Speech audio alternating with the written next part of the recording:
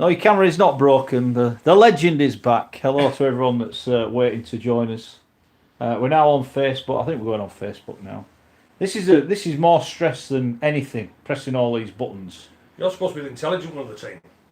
Right, well, here we go. I've got a low network connection on Facebook, which is not very good, is it? That's not a good start to the proceedings. So we're not yet on Facebook. So you'll have to bear with me on that one. Are you well, Phil? I've not seen you for a while. No, it's good to have you back. Good. I've a feeling we've got very little to talk about tonight. That's my only worry, that how will we make it last 2 hours? Exactly. Right, you're gonna have to bear with me here because I've broken it. I've broken Facebook. It didn't take long. We always wondered why Rich was here. Now we know. Well, we say that every time he's not here. You know, they say you don't miss something until it's not there. Well, that's how I feel right now. Now I'm trying to type upside down on Facebook. Apologies to our listeners. This is what they've come to expect. Yeah. The problem is, I don't think the old Wi-Fi is working on that one, so I'm not quite sure what I've got to do here. Where's Rich when you need him? Oh, now I'm on it. I don't want that. There we go. Sorry, listeners. We will be ready in a minute. It just enhances their expectation. Right, I do think it is working now. I don't know what happened there. My apologies to the people. It took one look at the people that were behind the table and we're not going out tonight. We're working. Right, hello, we're back. It felt... Oh, what's going on here? Hello, everybody. We've been away for a while. Some of us have been absent for various reasons. We'll move on. Some without leave. It's good. It's good that the band are back together. You'll be wondering where Shaw Wright is. He's unavailable this week. We can't go into any further detail. We may issue a statement next week. Who knows? We may not. Are you all right there with that heater? Well, it's midway between three of you. It seems to be between your legs. I just get to sit on it. Eh? Nice. Very good. New issue of 4020 is out now. Out now. Have you got ripped into Wayne Bennett? I think the debate has started, but I think for the next half an hour I'll just leave and... Yeah, well, what we thought we'd do is get a man who's got more Great Britain caps than almost everybody else in the world. A man who knows what it's like to play and win for Great Britain. Something that the lads that have been on tour this year can't say. They got absolutely gubbed and... no disrespect to Papua New Guinea, but even if you can accept losing but not playing like that... get in touch on Twitter at 4020 Live. You can get in touch on the comments on YouTube and on Facebook as well. Thank you to everyone that's continued to download the podcast. We've been looking at the numbers for some projects we've got coming up. Amazing. So thanks for that.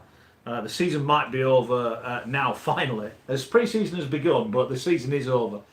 So we're going to talk about it. And, well, there's only one place to start. We've got some polls on Twitter at 4020 Live. Should Wayne Bennett still be the England coach? I know there's a difference, Great Britain and England, but 4 defeats out of 4 is not acceptable in my opinion. And do you want to see the Lions retained? I think a lot of people saying get rid of it, but I'm not so sure about that. I think if we actually had an international game worthy of the name and more countries played, then Great Britain would still be very valid. So there you go. So, Legend, you're back. You alright? Yeah, I tell you what... You've come off social media, man. What's happening? Well, with the show, I think it's the longest sin bin ever. And and people are asking, had I signed for Coventry? Or have I been sent to Coventry? Anyway, I'm back and I'm delighted. I heard you... excuse me, I've got a bit of a rutty throat. I heard you only came back because you heard Sonny Bill Williams is on $2.5 million a year and you thought, I need to get back in the game here. Is that right? Well, having worked with the lads for the last 6 years, £2.5 million. I think to earn that sort of money, I'd have to be 2026 to earn that sort of years cash. old? But, yeah, exactly. 2 years old. Correct. That's what I'm on about. But no, I have to say that Sonny, by the way, in every interview I've seen this week, written and visual, is going to be a massive asset for the sport, which we'll come to later. Yeah, no, we'll talk about it. But I have to say, I've been really, really impressed with everything he said. Yeah, indeed. I knew on Saturday, I had a bit of a line. I went out Friday night, I'm not going to lie. My phone rang about 8 hours. I woke up a bit after the game, and I noticed I had a missed phone call from Scully. I thought, this can only mean one thing. They've lost. And Great Britain, I said England, Great Britain lost, Scully. What the hell? We'll start off on Saturday. What the hell went wrong on Saturday? Why? And again, it's not disrespect. You've played in a team that's lost in Papua New Guinea. You know how tough it is to go there. We've seen Wales and Ireland have gone there and been beaten. They are no mugs on home soil, but to lose by that margin is not acceptable. I agree totally, and I say, I know exactly what it is, because I was I was part of the first team that has ever lost to Papua New Guinea in a test match from Great Britain's point of view. And I've said before, and I'll say it again, it was my fault. I was absolutely garbage as the number 6. We got beat 20 points to 18, but to me, as a standoff, as my first test as a standoff from there, and we got beaten. We deserved to get beaten. It was my fault. I took it on the chin and took all the responsibility. But you looked at Saturday's performance. Let's take nothing away first from Papua New Guinea. Papua New Guinea. You know what you're going to get with Papua New Guinea. They're going to be like missiles themselves and defence. Have no respect for the body. They're going to play for the full 80 minutes. From a creativity point of view, they make their own look. At times you think, well, that doesn't look quality. You look at the players, and no disrespect to the players who they're playing for in the likes of Doncaster, no disrespect to Doncaster, no disrespect to Featherstone, no disrespect to Barrow. But one thing what them players do is simple. From a quality and an international, they know what it's all about. They know what it's all about from there, and they will keep going for 80 minutes, whatever style of rugby they play. So that performance on Saturday, just simply not good enough, and it's not the top performance. And I'm going to come on to them all now, and so I might just. Well, hold on. Let's hold you for. Let's talk about that performance then. Yeah. I've just said to Phil downstairs. It looked to me, having watched the game, it looked to me. I watched it back. Is it an unhappy squad? Mark, is it an unhappy team? Right. I was just going to say to you then, when I was watching that performance, the first half, all right, we went 10-0 up from there, but still. It was boring, Rugby League. Absolute boring. Was it the most expansive they've played over the course of these 4 Well, games? But that's a low bar to be drawing a They line. were moving the ball a lot more than they had in the previous. Why shouldn't they have done that in the previous games? But again, it was a boring again for the first 40 minutes. And you look at Josh Hodgson's try game from dummy half. All right, a little bit of a decent ball movement there to play costing. But then when you looked at that second half, and I'll come to that point where you just made there now, Mark, was when I'm looking at them players, and certainly, right, when I'm looking at the quality of players, because listen, these players are quality players who are playing for Great Britain, right, and also wouldn't have been selected in the first place. So one of the questions is, why are they looking average players? Why? Because they're not average players, but why were they looking average players? And when you mentioned that about the enjoyment, I wasn't seeing any of them players with a smile on their face whatsoever. I looked at Walmsley, I looked at Thompson, and I looked at Josh Hodgson. Well, Josh Hodgson is the second best hooker in the world behind Cameron Smith. E for E, when he puts an international jersey on, is garbage. He's garbage. He doesn't play anywhere near us. But is that because of how he's told to play? Yeah, that is because he's how he's told to play. Jackson Hastings, how he's seen from there. Wayne Bennett has ruined Jackson Hastings at number 7. He's ruined Luke Gale as an international player, as we proved from there. So there's only one person to blame at that. But you look at the enjoyment, and another thing. When I look at Jermaine McGillivray, do you know what that try what he didn't get against New Zealand in the first test? If Jermaine McGillivray hadn't been used as a battering ram and made 132 minutes from there, he would have had enough energy from there to dive a little bit better and maybe get us a draw from there. So that again is another massive issue. The players are not being allowed to play how they want to play. And one thing for sure, I know myself, with being a club player, the form what you show at club level and the quality what you do from there makes you an international. But what you want to do then is transform that club form is to international form. He has totally taken everything away from our players by boring rugby league. And as I've said in my columns now for the last 4 weeks, the first one. Hold on, the last 4. Near enough. The last 4 weeks, right? Let's go. First one, clueless. Second one, boring. Third one, enough. And now in today's, it's the sack. Listen, we've all had enough. We've all absolutely had enough. And let me just say here, Mark, right? And I'll do Kevin Sinfield's remake for him. Well, hold on a second. I mean, let's. One question about. Let's get Saturday's game out of the way first. How much of a blow was losing James Graham in the first tackle? Mate, not all. James Graham, he's not a loose forward. He's had no impact whatsoever. No impact at all. The impact that has on the rest of the bench to play 80 minutes when that hasn't been the plan. Not really. I mean, Alex Walmsley hasn't looked like the Alex Walmsley that's played all No, year for St Helens. Is that too many minutes at international level? Well, it should be because they're all full time, aren't they? And from there, because there's only one player who's coming back off this tour, right, with any sort of reputation for me that is there. And do you know what? He didn't even play on Saturday. That's Darrell Clark. He didn't even play on Saturday. It's Darrell Clark, and how he was picking Hodgson above Clarkey. I just don't get it. I just do not. I just do not buy into it at all. And I've said this again. I've said this to Phil. I mean, I've gone on social media. I think Bennett's yesterday's man. I think his time has been and gone. Yeah, He's been a great coach. No one's saying he hasn't. Absolutely. He's been probably was the best coach in the world. May still be. Have been the best coach in the world. But we need. The comment when he first got the job, and he said, there's no good back rowers in England. That was pretty much his word. There's no good back row. We ain't got enough good back rowers. I think, actually, we've got quite a lot of decent back rowers. I'm sure if you actually coached them and, whatever, it would improve. And that said to me, wrong man for the job. The squad that he's picked, the wrong squad. Now, whether you're going down this England, and again, the RFL, have they gone for the cheap option by saying, "Oh, Wayne, we'll bung you an extra 20 grand. Will you just do this Great Britain thing for us while you're here? It's in your back garden. It don't matter." And I think it's something that we said last week on here, that the whole identity of the Lions has not been thought through. No, it hasn't. Which isn't the coach's fault. The coach's remit is still to win the World Cup with England in 2021. Yeah. So he's used. So is that why we remit. should have had a new coach? Yeah. If you're going to take, I think that there's two issues here. One is why they're playing so poorly. Yeah. And I defer to my good friend here because he's played. It's very hard for me to argue with anything he's saying because he's played at international. Yeah, but I'm not being rude, Phil. Anyone in the world could see the squad when he picked it was the wrong squad. We all knew that. I think the concept about bringing back the Lions has been really badly handled. It has. It's been badly handled. And for it to work, you've got to be putting money into Scotland, Wales and Ireland as entities in themselves to make the Lions can I make meaningful. An observation? If the RFL want to make some money out of the Lions, which clearly is one of the reasons I think it was brought back, then you've got to invest some money to buy Scotland, Wales and Ireland. And that doesn't include making all the people redundant that are building the game up in those areas. Exactly. That is the biggest downfall. Now, it's been a bit Mike Bassett. Someone said, Bilko said to me, I'm surprised Benson and Edges won't play, because I said it's been written on the back of a fag packet, and that is how it's come across, sadly. It hasn't come across in the right manner. I think when the squad was originally selected and everybody said it's unbalanced, the problem isn't that it's necessarily unbalanced, it's you're only taking 24 players for a month away in the southern hemisphere. It's going to be tough. The likelihood is the injuries you're going to get are in the positions where you're not taking enough players. So you really should be taking 30.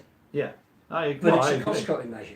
I agree. Right, when we look at this Wayne Bennett scenario for the Great Britain, you know what Wayne Bennett should have done, right? If we are looking now for him as England coach, to be honest with you now, he should be sacked anyway. He should be anywhere near our national side. It's as plain simple as that. He should be sacked after what's happened in the last 4 weeks. It's there, but let's just say from the Great Britain's point of view, they should have just said, Wayne Bennett, but he won't do anyway because he's a proud man, I guess. But Wayne Bennett should have said, no, I'm not interested in the Great Britain job. All I'm going to do, I'm going to take a back seat here, and as I'm doing, right, I'm going to plan. And I'm planning for England. All right, then, he'd have got away with that, right?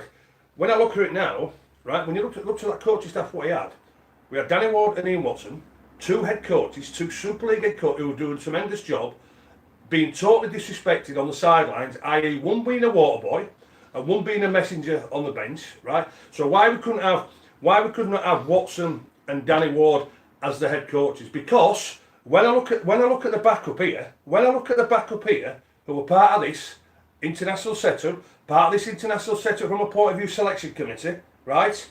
Peacock, Sinfield, School 4, Paul Anderson and Paul Wellens. Why could they not take a charge of Great Britain with Danny Ward and Ian Watson in charge? Because I can tell you now, the players would have appreciated and respected that because they would have got the selection right, they would have played players in the right positions, they would have got the best out of the players, and also as well, they would have played the style of play what the players would have wanted to play. So the next question is, if Great Britain as a brand still has value, when are they going to play again?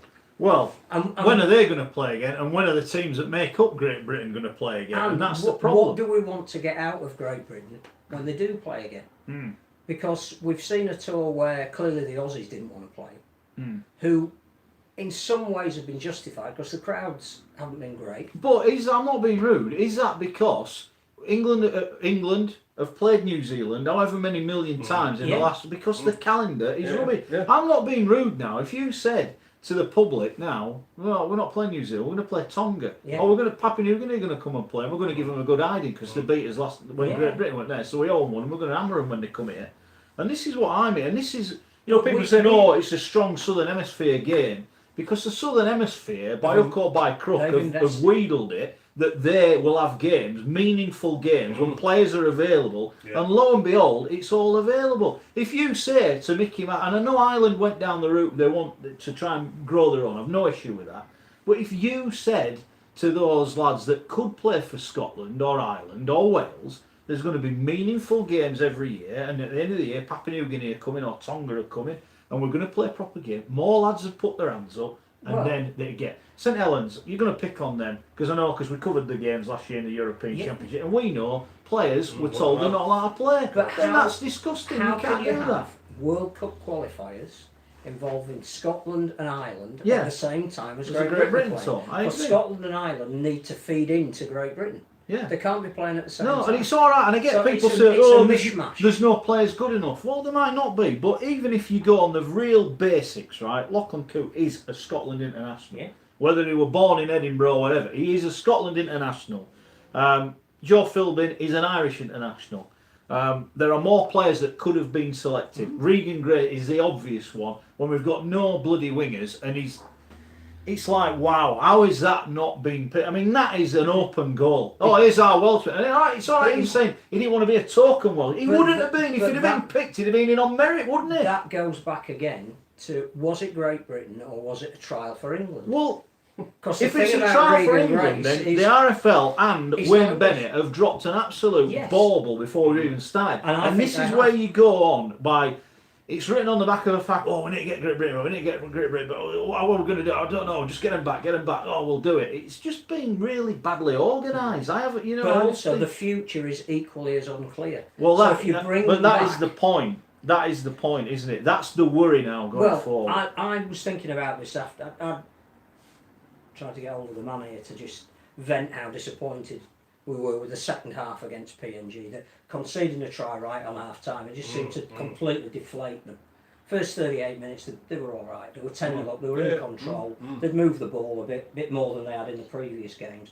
And if they'd gone in at 10-0, you got the impression they were going to go on and win it. And they give away a try because they're trying to play conservative rugby, kicking for touch with 30 seconds to go before the end of the half, and got burnt for it. And then the beginning of the second half were just awful. But you think, well, what is the point of the Lions? Let's not throw the baby out with the bathwater. If we're going to have them, what we're going to do with them? Now, the days of the Lions necessarily going and playing Australia, playing New Zealand, might have gone. The Lions in 2023, they could go to the Pacific. They could play in Tonga. They could play in Fiji. They could play in Samoa. They could play in PNG. Now, the guys you would pick for that tour...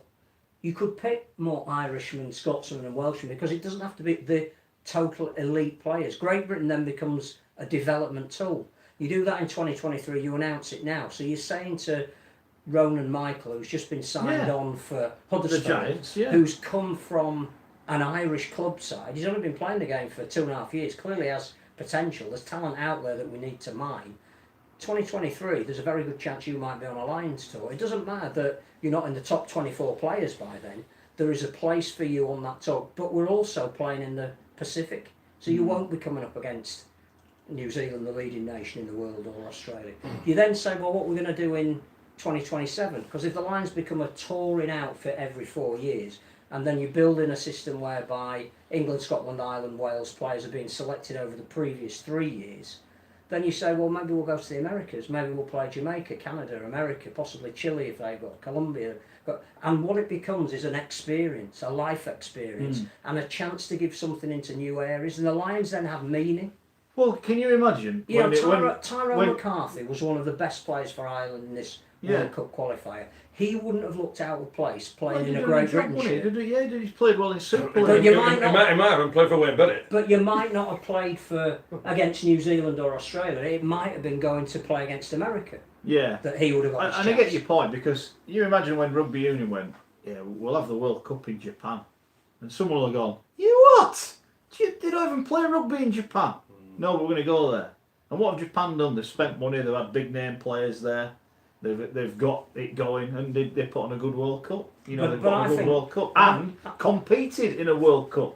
I think, again, divorcing the performance, which is your sphere of knowledge and influence, to where do we go from here, I think there has to be a realisation that what's happened in the Southern Hemisphere has brought on nations like PNG. That was the best selection of players they've ever picked, because it had within it some NRL and some Super League players. But that's partly because PNG Hunters now play in the Queensland division. Yeah. Fiji, who beat PNG by 2 points the week before, have got more players playing in the NRL than ever before, but they're going to have a team in the New South Wales competition. New Zealand... Well, does that all right then? So in that respect, New Zealand, who now in over that 10 years respect, old. Well, exactly, Phil, with that respect. So what should leave our Super League then? But what are we doing in the well, Northern Hemisphere? do what you're saying then. We should have a Dublin or Ireland in I'm League One saying or we a need to Championship. think about exactly what it is we want from this sport. And one of the things that's emerged is that Wayne Bennett has said there wasn't enough preparation for this tour because we didn't have a mid-season international. Now, but we should have a mid-season international. They have, all these Pacific nations have improved by having. Well, this is something that we've mentioned before. But Do we need to replicate the exact format of NRL? If we're serious about and say, improving right, well, when you're doing your international... state of, and this is where maybe Australia have been, well, we'll play our state of origin while you prat around playing. Well, but you can do that, that's fine. But yeah, do we then have 3 weekends where we can say, well, you know, we're now being told, or we're hearing on the grapevine, that the RFL want a mid-season international this year coming up on the 21st of June. Yeah. There's already fixtures out. Yeah. How is that going to Well, work? is the problem? I mean, is this another downside of the split? Because now you're going to get the RFL wanting things off Super League that Super League aren't prepared to give. So we go back a level before we go carry on with the in-depth breakdown of what's going wrong. Do we have to have, as I said, we replicate the NRL, and does that mean we have to have 16 teams or whatever and do it as they do, or 18 teams and do it as they do? We have a domestic structure at the moment that mitigates against being successful at international level. So somebody needs to sit down and say, how many games do we want to play? How many international windows do we want? How important is it for every club that the international game is given the profile it deserves and we play enough matches to catch up with? At the moment, you know, the new world rankings have come out and England have dropped to third. It won't be long before they drop behind Tonga because they're not playing enough games of quality. Now, you don't just suddenly decide, well, we'll play France away every year. You've got to say, well, how are we going to improve Scotland, Wales and Ireland? And it might be that for all this talk of Ottawa coming in League One, what we actually need is some significant investment in Ireland to find 13 more Ronan Michaels. And they're there. It's just, you might have to invest a couple of $100,000 in development rugby union and you in might have Ireland to put a team is in strong League One. because lads that play rugby union know they can earn a good living playing rugby union. If you offer them the same option in rugby league, they might have some guys say, I'd rather play rugby, and you would build it up. So again, it's that structure. There is no structure in anything. There is nothing in the Northern Hemisphere at the moment that is promoting international rugby league, and that has been cruelly exposed by this tour. Because I hadn't realised till we saw... So I think the thing about Tonga was they beat us, that's fine. I honestly didn't think they could beat Australia the following week. The fact that they did, and they brought in 3 or 4 different NRL players who hadn't played in the first set, they're now getting some depth and real quality. PNG Fiji was a fantastic game last week, and then PNG took that form back to Port Moresby and beat an admittedly poor Great Britain, but they are improving. They are clearly improving. And from an international perspective, and the fact that we've got a World Cup here in 2021, that's good. You know, we now have 3 or 4 teams that have a genuine case for saying they could be a team that makes the semi-final of the World Cup. That's great. But what are we doing in the Northern Hemisphere? Cool. You know, if Sonny Bill plays for Samoa in the next World Cup, if he does, if he's good enough and he gets selected, they're going to get better. Yeah, exactly. What are we doing? And all this tour has done has exposed how far behind we're falling. Yeah, it has. Right, we'll get on to Scotty in a minute with regards to what he thinks we should do regarding the tour that has just happened. Have your say, lots of people getting in touch. It's fair to say that the legend has been missed. Yeah, the taxman's been on. He wants to speak to you, Scotty. So he said, I'm glad you're back. Gary says, not that Gary, says, welcome back, Gaza. Great Britain is disgrace. He's named Wormsley Hill not international standard, Widdop not good enough. That's from Gary the Viking. Lots of people enjoying the fact that we're here. The Belle Isle legend he's referred to. Well, he's making notes. Have you seen this? He's this a change man. This is he never came with a pen. This is ridiculous. With a pencil. Has that pencil got any lead? This is like University Challenge. He's making notes. Well, as I say, I'm going to do Sinfield's remake. The only thing I've ever seen you write down is a betting. Yeah, so that's like that. I've got big in letters here, loser. Exactly. Yeah. Get rid of Bennett and Sinfield. I may suggest Gary might say something similar in a minute. Graham says you overrate Super League players. And Thompson and Worms assured it didn't make a yard in 4 games. Great Britain or England is totally irrelevant, not enough quality. Blake Austin on the wing, says Craig, sending Hanley halfway around the world to watch from the stand. Bennett must go. He's living off a World Cup loss. He said, Terence, this is a good point. He said, the ordinary loyal Rugby League supporter could have picked a decent team. And I agree with that. I agree with that. I agree. But would they have played any better? Yes. Look, I'll make the point I made to you downstairs, and he's just touched on it. Luke Gale, Super League man of steel, played like a world beater. All right, in Super League, I know it's not the NRL, but played the way we want to see him play for England. Absolutely. We're not allowed to play. Darryl Clark, Super League man of steel, don't even get picked by Wayne Bennett now. Jackson Hastings, brilliant this year. Look forward to seeing him next year at Wigan. Josh Hodgson, how good is he there now, week in and week out? Under Wayne Bennett, they are not allowed to play, and that is the problem. If they get beat, and they get beat 30-28 playing great rugby, and we've lost to a better team, fine. Getting beat 28-10, playing crap, 5 drives and a kick, nah, not for me. And he'll say it's my job to win the World Cup. Well, he made a comment on the tour. I'm not bothered about not scoring tries, because the opposition are not scoring many. Well, they're scoring more than we are, mate. Well, that's a bit of a problem, if you ask me. Well, you just mentioned one of his comments. One of his comments was after the second test. He quoted Vince Lombardi from the Lombardi, whatever his surname is, and he quoted him by saying, "Vince Lombardi lost the final," and he says, "We didn't lose the game. We just ran out of time." You didn't lose a game, ran out of time. Hold on, you know exactly that a rugby league game. I don't know how long an NFL game, 4 hours or is it? Well, they play for 60 minutes. They're on the field 60 minutes. Well, the NFL 60 minutes. The rugby league game's 80 minutes. You know you've got 80 minutes to score more points than the opposition. Yeah. Isn't that? Yeah. But you don't get picked up on this because too many people are busy wrapping up everything. Exactly. Nobody challenges him. Yeah. You see, I'm only a thick Bilal. I don't want to be. I just want to. Just going about what. I just want to go on here what Kevin, because I've got to read. I can read better without my glasses. But I just want to touch on here what Kevin said, and seems to remain coy of the prospects, but far more vocal about the criticism of the tour as a whole, which he led some experts to this. Great Britain as a concept should now not return, for me, Great Britain should return. But off the field, there are things people at home don't see. He said the squad has been exemplary. Wayne has been in charge for a few years, and we've not had one issue off the field. What's that got to do? What's that got to do with performances?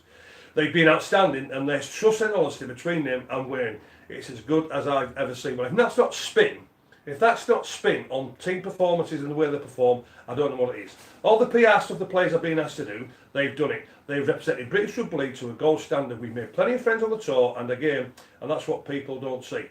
Well, we was doing that back in 1990, representing the Great Britain. It just went all over social media, so very few people saw it. Going into schools and going into it. So we've done all this. We've done all this. And I can see the effect we've had in PNG. Touring teams don't stay for more than 2 days, and they can't believe we were there as long as we were. In 1990, we were there for 3 weeks.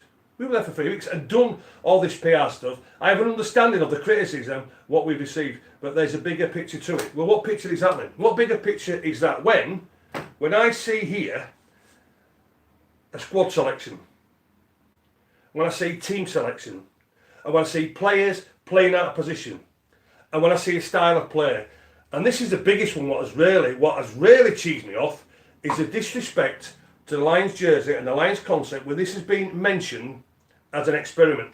And Wayne Bennett himself even said, I've not disrespected the jersey. Yes, you have. Yes, you have, because I said on radio on Saturday morning on the radio station, I says, I'm so proud of me to be a British Lions on 4 occasions. 4 occasions, being captain, vice captain on 1 in 90, and captain in 92.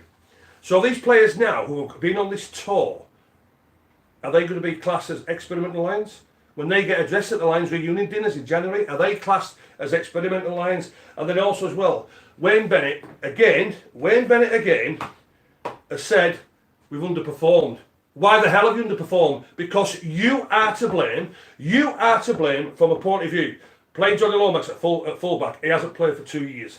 Blake Austin, not a winger, and he's on there. James Graham is not a loose forward. Why is he picking him at loose forward? Darryl Clark, who's at this moment in time is a better hooker than Josh Hodgson. Why are you taking a winger out there and not playing him from there? I'm not apologising for this. All this shenanigans, all this shambles, all this disappointment is one person's fault. It is Wayne Bennett. How much do we stand by specific positions? And I only ask because when Tonga beat Great Britain, one of their best players on the day was Tony Staggs. He's played all of his career at Brisbane Broncos in the centre. They played him at scrum half. Aussies as well, I mean, you know that where they play in the international team is not often, particularly in the backs, where they play at club level. Tell you what, Lola here looked the best stand-off in the world. Well, he did. I think he got nominations for the Golden Boot. Well, why was we need to talk about that. Well, but also, why was he crap for us at Leeds? I'll tell you why, because Fernandes wanted to express himself. Well, so, yeah, and I think he's in an environment where he feels he can. Salford and Tonga are environments where he feels he knows exactly what's expected of him. And who's his coach at Salford? Yeah. Ian Watson. Exactly.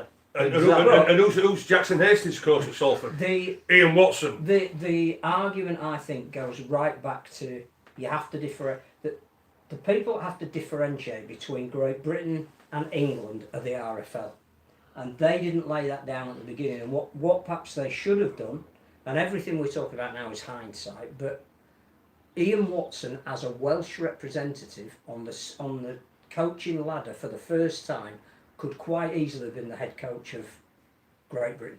Easily. To differentiate it. Yeah. Easily. From England. Now, there's nothing to stop Wayne Bennett sitting in the stand and watching every training session, making notes on all the England players that he's going to use, and maybe even at a team meeting putting in a suggestion saying, you know, have you thought of him? But I would have said if you want Great Britain to look and feel and play different, the RFL are beholden to make an appointment that happens. Well, it's like, again, you go back to the nines. You look at the team England picked in the nines. It was a disgrace. You look at how they play, and it just shows Bennett. He's got no concept of what he's doing. He had 5 forwards at one point in that game. Exactly. The other thing about the nines, though, it goes back to the debate we've just had about Scotland, Ireland, and Wales. What do we want from the nines? If there's going to be a nines every 2 years in a World Cup, we have to play more nines. We have to get a group of players that are attuned to the skills of nines in the same way that Sean Johnson and most of the Aussie team are attuned to playing nines because they all play touch rugby. Well, don't forget. So we're going, here's nines, we've never played it before, let's throw some guys out there and see. Don't forget, you look at the England sevens, none of them played for England, in the 15-man cup. It's a different game. So it might be you are picking players who've got different skills. To play that but if you don't play that format at all at some stage every 2 years, you're never going to. You're going to pick a smaller version of your full team, and it doesn't work. No, it doesn't. But that again shows to me that I labelled him. Well, yeah, but I've labelled him yesterday's man. I just think he's not with a right, Phil. So another point I want to pick up on here as well now, and from a point of view where Wayne Bennett doesn't get challenged. Do you know what made me laugh as well? It took me back to 2004, and I see up there, and this is exactly the Wayne Bennett. When New Zealand beat him 24-0 at Allen Road, Wayne Bennett says, "I don't read criticism because it doesn't help me, so that's why I don't do it." I tell you what, it does read criticism because you know why? After that feat there, when he went back to Australia, he sneaked through the back door. So again, so again from there, but as I've mentioned here, nobody challenges Wayne Bennett. If anybody says they do, no they don't, because they all just are in awe of him. For what? Yes, and I totally agree with Mark Wilson, he's had his sell-by date. He's had his sell-by date and he's gone. My question is, again here now, right? Peacock, Sinfield, Schoolthorpe, ex-national captains. Anderson and Wellens, all national, international quality players. The five of them. What role are they playing?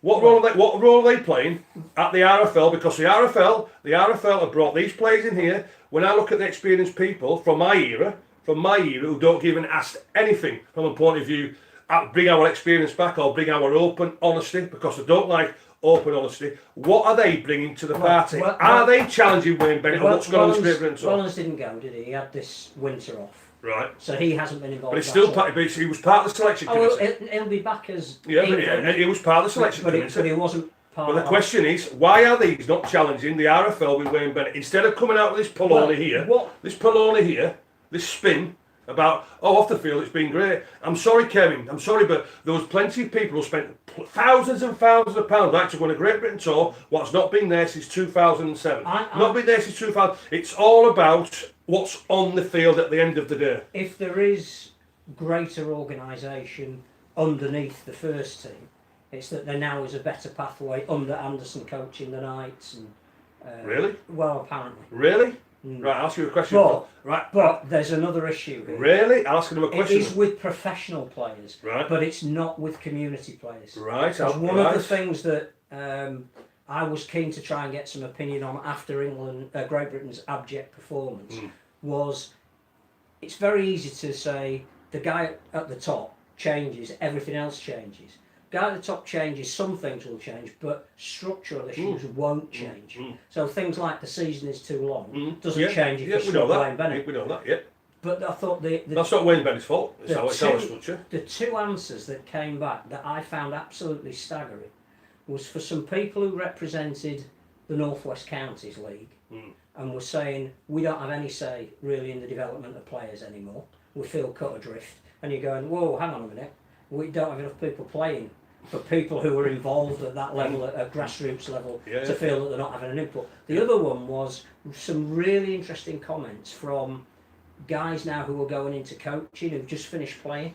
So people like, for example, Chev Walker, Matt Diskin, who are all saying there's an element of the game missing at the moment. That when we were growing up, what we needed were inter-town games to start with. We wanted to play for Wigan, City and Leeds. District and Leeds, the district. Then you had Yorkshire schoolboys. Yorkshire was selected from that. Yeah. From that we played for it. He said there's none of that anymore. But the problem is that narrowed it down so that you ended up getting the elite who then went on the pathway that ended up playing for England and Great Britain. Right. Now you're having a trial where you daren't upset anybody, and it might be a Sport England initiative because we can't deselect people. You've got 80 people turning up.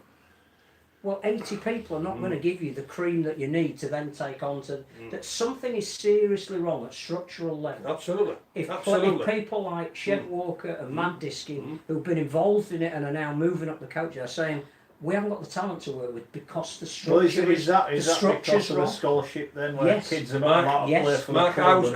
I was doing Brig House Rangers presentation luncheon yesterday, right? And... Club Wakefield, they've got a few of their players, right? And they're not allowed to play. And for Wakefield, they might play 6 to 8 games. They're not being allowed to play. It's pathetic. It's absolutely. And that's not picking on Wakefield. No, that's not picking. It's all around the game, Mark. It's not. No. It's, but the Preshill clubs are telling these young lads. Yesterday, Brig House Rangers under 18s. They played Loughlin. I think they got beat 56-0. Loughlin turned up with 20 players. Brig House Rangers had 11 because 5 of their players were told they couldn't play. That is no good. But we're talking about pathway, Phil, and I've mentioned many times on this show, with too many journeymen playing in our game. Too many journeymen. How many do you know of the kids who played against Australian schoolboys last year? How many played in Super League last year? How many? We're talking about pathways. Well, very few, but people like Harry Newman did. People like Harry Smith got a chance at the end of the season for Wigan. Ethan Havard's got a squad number for Wigan. I think he'll play a bit more. I think there is a realisation that the very, very cream of the crop will play. My argument is we haven't got enough people coming in at the bottom, funneling through to have sufficient cream. And if you're taking it out at scholarship level and they don't make it, they're not going back to Brighouse Rangers. No, they're not, because we're losing them to the sport. You're deemed a failure. Yeah, exactly. You're deemed not good enough. Yeah. Whereas if you're playing with your mates at Brighouse or wherever it is, and you go for a trial, you get picked, great. Exactly. And you get picked to play, brilliant, well done you. But at no Brighouse, shame your on first anyone else. your first port of call is from Brighouse. You get picked for Wakefield, the district team. For the Wakefield district team, you're still playing for Brighouse. You get picked for the Yorkshire team. You're still playing for Brighouse. You then get picked for an England team. You're on that pathway. The scholarship is killing the community game. Well, I've said it before on this show again, and I'll repeat myself again here now. It should go back to when it was back in my day. You are not allowed to sign professional until you're 17 years of age. So then Which they do in Australia, don't they? Exactly, you're not allowed to sign him. You're not allowed to, and that should be exactly the same. And what it is over here, it should go back to that rather than, because I can reassure you as well. My lad finished at 25. My lad finished at 25 because he liked to play, liked to express himself and this sort of thing. Wasn't allowed to go, so he got cheesed off. So he went into coaching from there. But I know now. There's so many young kids. Some of the fathers would say to me, "Scully, you want to see my son?" So I said, "What's with him?" He's totally devastated with our son because he was a quality rugby league player, but it's all been coached out of him. Yeah. It's all been coached out of him. And this is kids who are 17 and 18, fellas. But some of these coaches who are involved at these, they haven't got a clue. Well, I'll use the example in cricket, because I play a lot of cricket, or I used to play a lot of cricket, and my son played in with the team where he was brought up, very brilliant, one of the best junior setups in the you're honestly brilliant, the amount of kids it's produced. Yeah. But basically what happened one year, we had like double the numbers, and he had one team, and you think, well, a lot of these kids haven't played cricket before, so I'll tell you what, we'll get another team, we'll put them in the league, we'll probably lose every week. We had to go play in the Halifax League. You travel to the other side of Halifax every week. They got hammered every week because they're probably 11 years old playing under 13s. You know, they got beat every week. Yeah. Year after, improved. Year after, won everything. And they've gone through that age group together. And all them kids that are in that team that got hammered every week, they all play now in the open age. They all stuck with the game together, because they enjoy playing with the rest. It's the friendship. It's part of team. Absolutely. That's it. And now you're taking away from these kids. Oh, I play for Cass, great, well done you. But when he don't make it, and it's a tough bloody step up. You know, it's a tough. You don't all make it. You know what I mean? No. We do. That's the thing. If he's still playing every other week for his team, he'll go back and play for his team because he's happy. But who's going to make the decision that some of the issues absolutely, deserve to be aimed at the coaches of a specific team that's underperformed, but who's going to deal with the structural issues below that? Because unless everybody can be put around the table and said, where do we want this sport to be in 5 years? So what are we trying to achieve here? Because the scholarship system isn't working. We're bringing back academy and reserve grade. Have we got enough players of quality that will people those competitions? Are we bringing it back for the right reasons? Why did we get rid of it in the first place? What are we doing about the length of the season? Because if we've got too many players playing too often, then all you're doing is burning them out. So that when it comes to the international level, the last tour game, they play the worst rugby. Now, I'm not saying it's solely because they're knackered, but when they started going behind to PNG, they had nothing. There was no energy there. And it's like you're thinking, I've played 40 odd games this season. We started playing in January. I've got to go back home. I've got a week and a half off in the freezing cold. I'm back into pre-season training because we're playing again in January. If the issue is too many Super League and Championship teams assigning foreign players in key positions, does everybody need to get round the table and say, we have to come to some kind of agreement here that we need to talk about the players that we recruit in the positions that we recruit them, because it's actually harming our game. Well, I don't. Given what's just happened in the last few weeks, Phil, and one team, fair play to Toronto, the publicity generated is unbelievable. But they're playing one bloke more than every other player, every other club is earning. Their raison d'etre is completely different. They're almost. Yeah, but what they're doing is they're laying a challenge down to Warrington. Yes, absolutely. They're laying a challenge out to St Helens. They're laying a challenge out to say, well, we're just going to keep on buying them. Which is great. I've got no issue with that. It's the best thing that could have happened, because people, as we know, we get asked on Talk Sport. What do we get asked on? About Sonny Bill Williams or about the international game, because that's what gets headlines and that's what sport needs to know. Well, I'll give you another example where we are going completely in the wrong direction. Clubs are now arranging their pre-season games. They shouldn't be allowed to play teams that they're going to play at the beginning of Super League. Yeah, I agree with that. You know, we are killing whatever goose we had, and it certainly isn't laying a golden egg at the moment. If Wakefield are playing Hull KR 8 days before they're playing them in the Super League, it's nonsense. Yeah, I think in fairness, and having spoke to Mike, I think that was arranged as a testimonial I'm before sure, the thing. yeah. But as a sport, why do they not say, well, we're playing them, so can we play them in April or when rather than then? We've got to decide what we want the sport to look like, so that whoever is in charge of England / Great Britain knows exactly what they've got to work with. And at the moment, because Super League are going in one direction, the RFL are in another direction, the community games in a third direction. Yeah.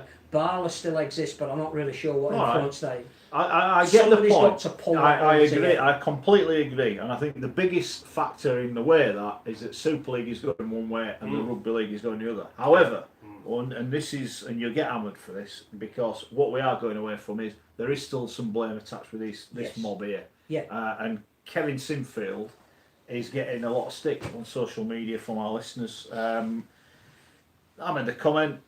Kevin's a great guy. We all know that. He's a lovely fella. Got nothing against him. But in my opinion, as a professional, he's struggling to do his job at Leeds. The results have backed that up.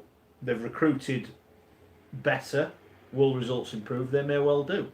But he's struggling there, and he's struggling, in my opinion, with his role for Great Britain or England.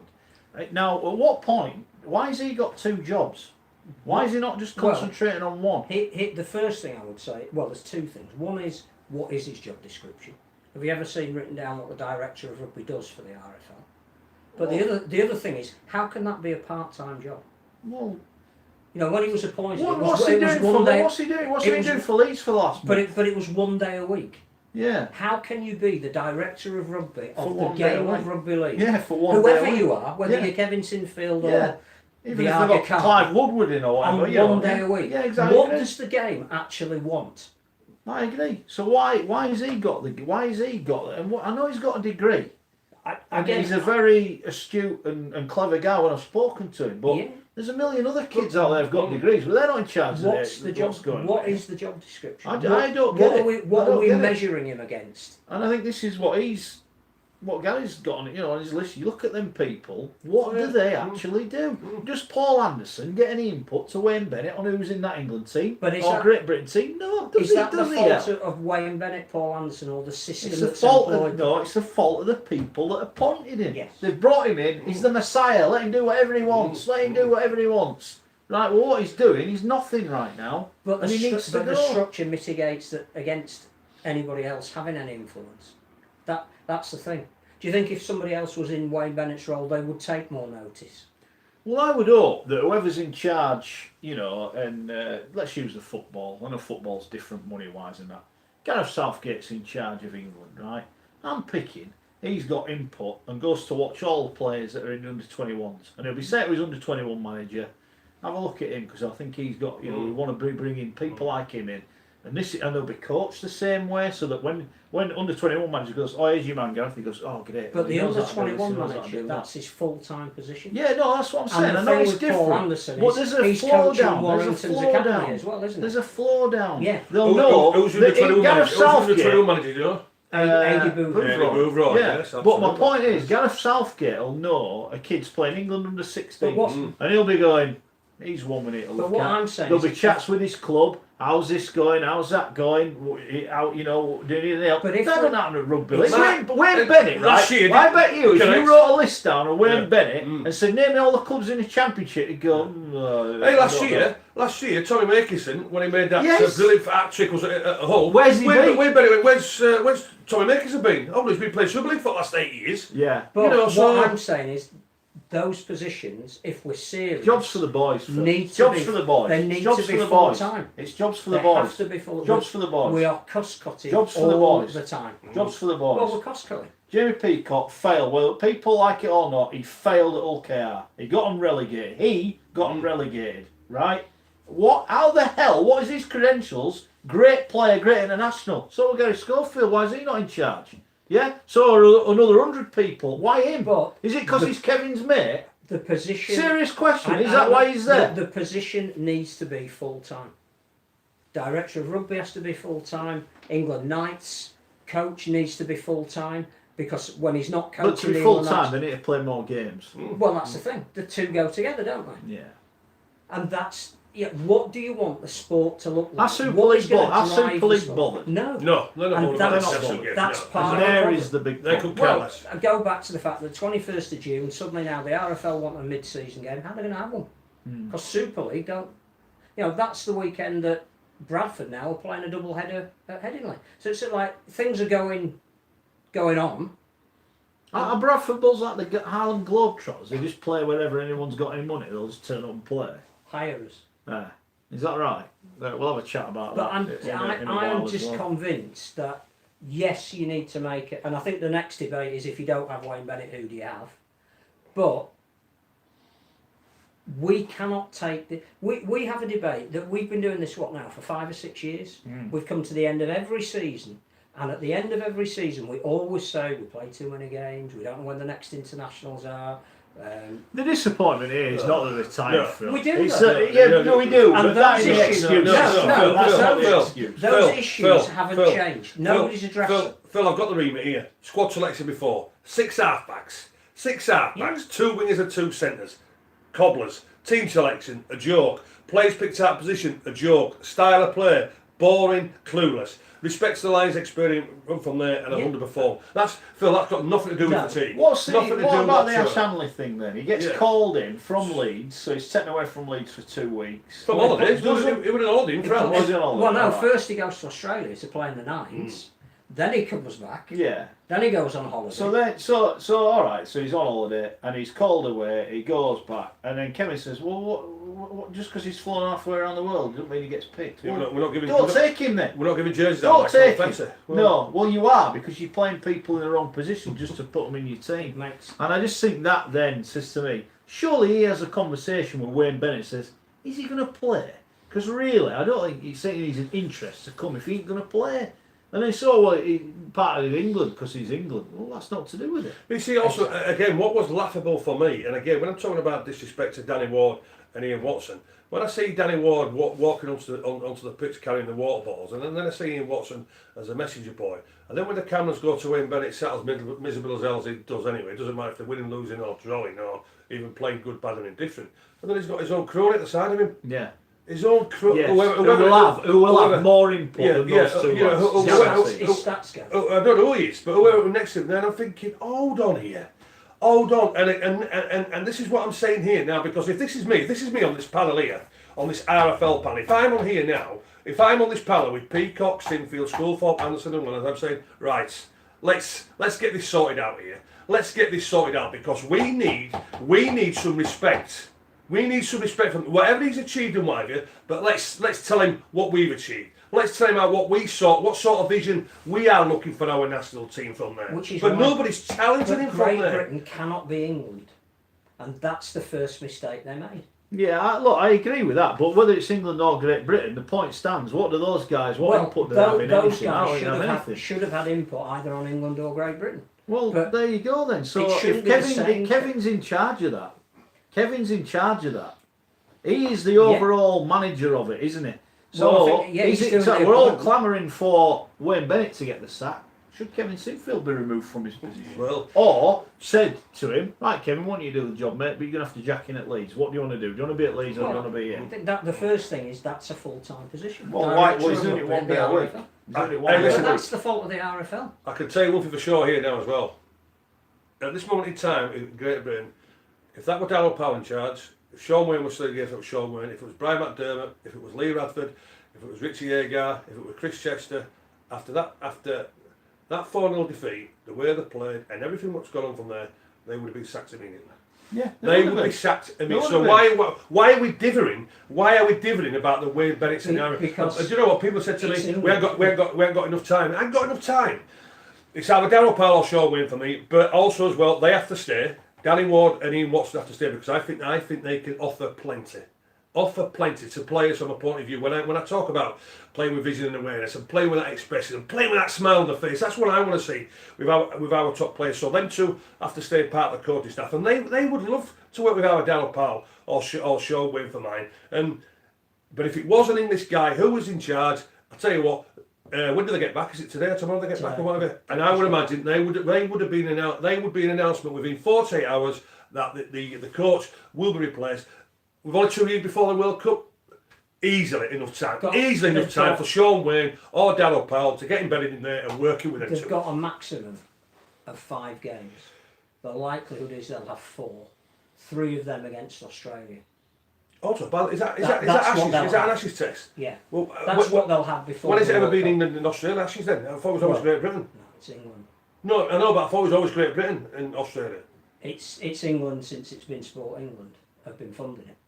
Yeah, but the Ashes have always been Great Britain, haven't they? Well, in cricket, it's England. The problem Rugby League has had is an identity. It started off as being the Northern Union, then it was England, which had Welsh players playing for it. Gus Risman played for England. And then we had Great Britain after the Second World War. Now we've gone back to England when it suits us. We brought back Great Britain. All of that needs addressing. What do we want out of the national team and the Great Britain team? Because at the moment we are well and truly falling between two stools. And also as well, the players who I looked at who was playing, well, for me, 3 players would be retired. I would, if I was part of this selection committee, I would be saying to Graham, Widdop and Burgess, thanks lads, just a bit of advice here, and announcing international retirement, because if not, then I'm retiring myself, it's just a bit. Even James Graham. Yeah. James Graham has gone as an international. I'll tell you what, I'm moving the show as well, Widdop. Warrington must be thinking, boy oh boy. So let me tell you this, the way I've seen him play, and I'm 54 years of age, I've got a quicker brain than what he's got. His kicking game is absolutely atrocious. And Tom Burgess, it's coming back over here and whatever, but for me, they should be retired from there. And I've just thought out, and I'm just thinking here, of an England side or a Great Britain side I would pick. If this was me now, and I say I'm hoping that the players with fit, and look at this would be my Great Britain side. If they start the season and they all stay fit. Hardacre at fullback, Makinson and Manfredi on the wings, Percival and Gildat. People say, no, we miss Mark Percival. Miss Mark Percival. Wayne Bennett never picks him. He picks Sean Bateman in the centre. Half-backs. It's either Lomax or Williams. I don't think you can split them. And if Luke Gale comes back, then it's Luke Gale. Then it's Walmsley, Clark, Thompson, Bateman, Whitehead, and Morgan Knowles that moves forward. Well, I'll tell you what. Would have gone. Knowles would have gone if he hadn't been injured. Well, let me tell you this. If everybody had been all right from there, do you know what? That is a 4-0 victory for Great Britain. That is a 4-0 victory for Great Britain, right? If it was Darryl Powell, Sean Wayne in charge, or even me on the selection committee. Because for me working with them, and one thing for sure, I would be touching the players on the backside and training all this sort of thing. Say, listen, just keep smiling, enjoying this. I tell you what, how good are you? What do you think the Tongan coach did to Lola here? Lola here looked like a Wally Lewis. I thought to myself, what's going on here? Is this the same person? Because that's a coach who's got on and said, listen, just go out there and play. His domestic coach got his team to a grand final. So he was absolutely brimming with confidence. What about his national coach? About his national coach, Phil? But he went into it in the right frame of mind, because his domestic coach, who was on the Great Britain coaching staff, had got the best out of him. Do you know what as well? And I'm as upset as anybody here. So I was up in Cumbria on Saturday night, and the amount of people from there, and I was at Brighouse yesterday, and the amount of people what said. And do you know what? On Saturday, and I did an interview who worked for Talk Sports on Saturday morning, right? And it was Jordy Thompson and Perry Groves, and I said, oh well, Papua New Guinea, what do you reckon score? So I said, well, won't be easy, but we should win. We should win on paper because of the quality of what we've got, but you can't rule it out. And do you know what? I said, obviously I want Great Britain to win. But you know what? The cynic in me and Perry Groves went, Scully, don't say it. I went, I'm going to say it. I said, I'm going to say it. I said, I want Great Britain to lose because I want to see him in the Wayne Bennett International Rugby League. I want to see him. He said, well, you tell it as it is, don't you? And how sad is that? I am so, not just, I'm upset, right? When I look at this governing body, when I look at these people here, when I look at Peacock, I look at Sinfield, I look at Schoolford, I look at Anderson, I look at Wellens and the other people from there, the pride what they put in the international jersey, the pride what they put in the Great Britain jersey. Now, and I see him, Mr. Miserable, getting away with what he's getting away with, literally taking the absolute mickey out of our game, and he's getting away with it. I just don't understand it. I do not understand it why this man is being allowed to ruin the players here. That's I the don't get beef it. I have. You know, we've mentioned the players, I don't get it. the former players. I don't get and it. What do they do? I just don't get it. They're talking people for me because I I don't don't get enough it. say. I don't, because nobody challenges him, and it's just so upsetting where we are just literally hanging on to every word this man says. And for me, when he says I'm using this Great Britain tour as an experiment, I just thought, Yeah. you know what? But Do I you know what? think- Do you know what? It should have been sacked. It should have been sacked straight away. It should have been sacked straight away. Wayne Bennett is here. It should have been sacked. It should have been. I bet he's not delivering with a smile on his face. It should have been sacked straight away and put Danny Ward and Watson in charge. I tell you what, Jackson Hastings would have gone. Oh please! I could start running with the ball. I could start passing it. Honestly, absolute pathetic. Oh dear. It's interesting times. It's sad though, isn't it? It's sad. I just think we made a mistake. But that, we even got biscuits. Made a mistake by not having Cheers. a brief of what we wanted from Great Britain, not having a separate identity. People quite rightly have said didn't even have their own social media tag, No. which again, I think that Great Britain didn't have their own social media identity. It's all been done almost. It's like part of the RFL. I think the stuff that's come back, interviewing players, absolutely no problem with.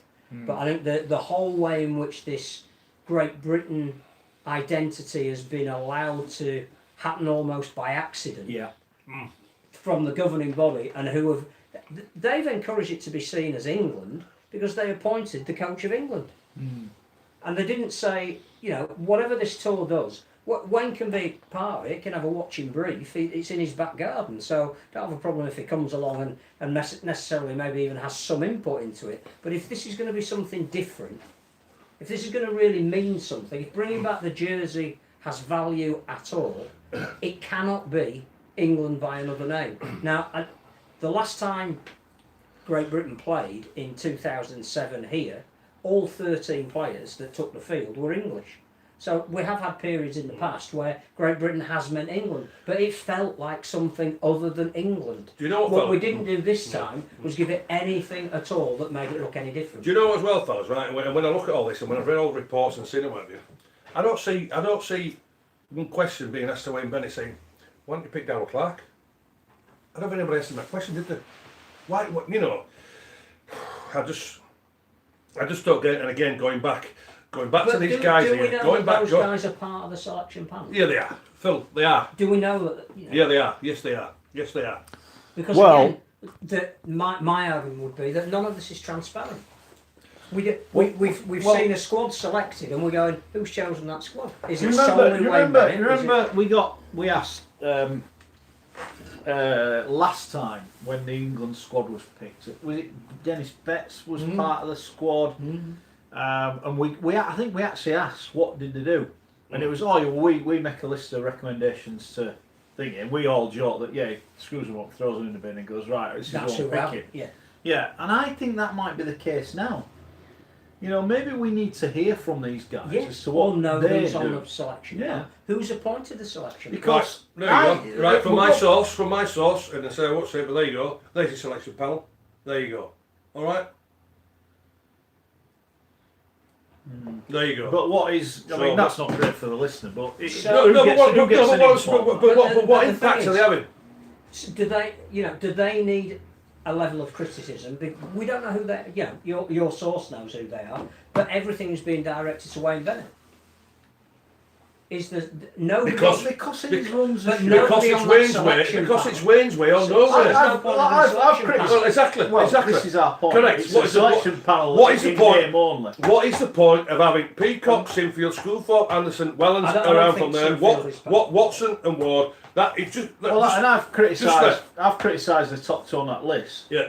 They probably have absolutely nothing to do with how that team plays, and that's sad, really. I agree. I totally agree with that because it's Wayne's way. You know, if those guys there had picked their team, it would have been entirely different. And you know what, them guys as well, because hey, listen, they've all been smart Rugby League players. They have all been quality Rugby League players. Should they now come out and say, look, this isn't the team that we selected? Well, because they're not going to do, are they? Then that's the problem. Well, and that's the problem with the management. They might do if Wayne Bennett isn't the coach of England. You imagine, right? The RFL, right, are skint. We know that for a fact. They're skint. They've got no money. They're desperate to win the World Cup. Right, you imagine when Kevin rocks up next week, back at work for his one day. His remit. And the accounts guy goes, Kev, give some words about these flights for Ash Hanley and, you know, this $5,000 we've spent here. Why did we spend that $5,000 again? They don't travel cattle class like we did. Yeah, so it'll be Wayne thought, well, $5,000. We ain't got any money. They've got no money, and they're wasting money. And also as well, gentlemen, right? As I said, you know, I've been up in Cumbria this weekend. I was at Brig House on there, and also to the message what I got from people, right? We've got an Ashes series next year. People have said to me, the amount of people have said to me, if Wayne Bennett's in charge, I'm not going to watch him because I can't watch it. Yeah. Can't watch it. It's turgid. Can't watch it. Awful. I can't watch. The marketing manager now, the RFL must be thinking, how am I going to sell this? How am I going to get sponsors? How am I going to sell this? You know, because it's dire. It's dire. Nobody wants him. Nobody wants you, Wayne Bennett. Nobody wants you. Well, sack him now. I don't think that's entirely true because we've got a Twitter poll. Let me just get you the result. Keep getting in touch, by the way. What people are saying still want Wayne Bennett, do they? Actually, no. 85% say no, get rid of it. 15% say yes.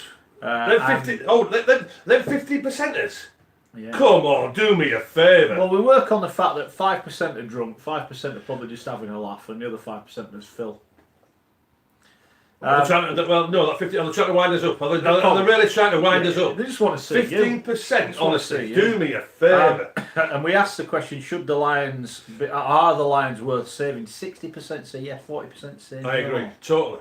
Do you know what I did vote yes for the Lions and no for Bennett, by the way. What I certainly liked before when the lads went on tour and they were out there before the first game. What it meant to, because playing for England, I played for England 3 times, but mainly nowadays it was great. Shame you didn't play 4, Gary.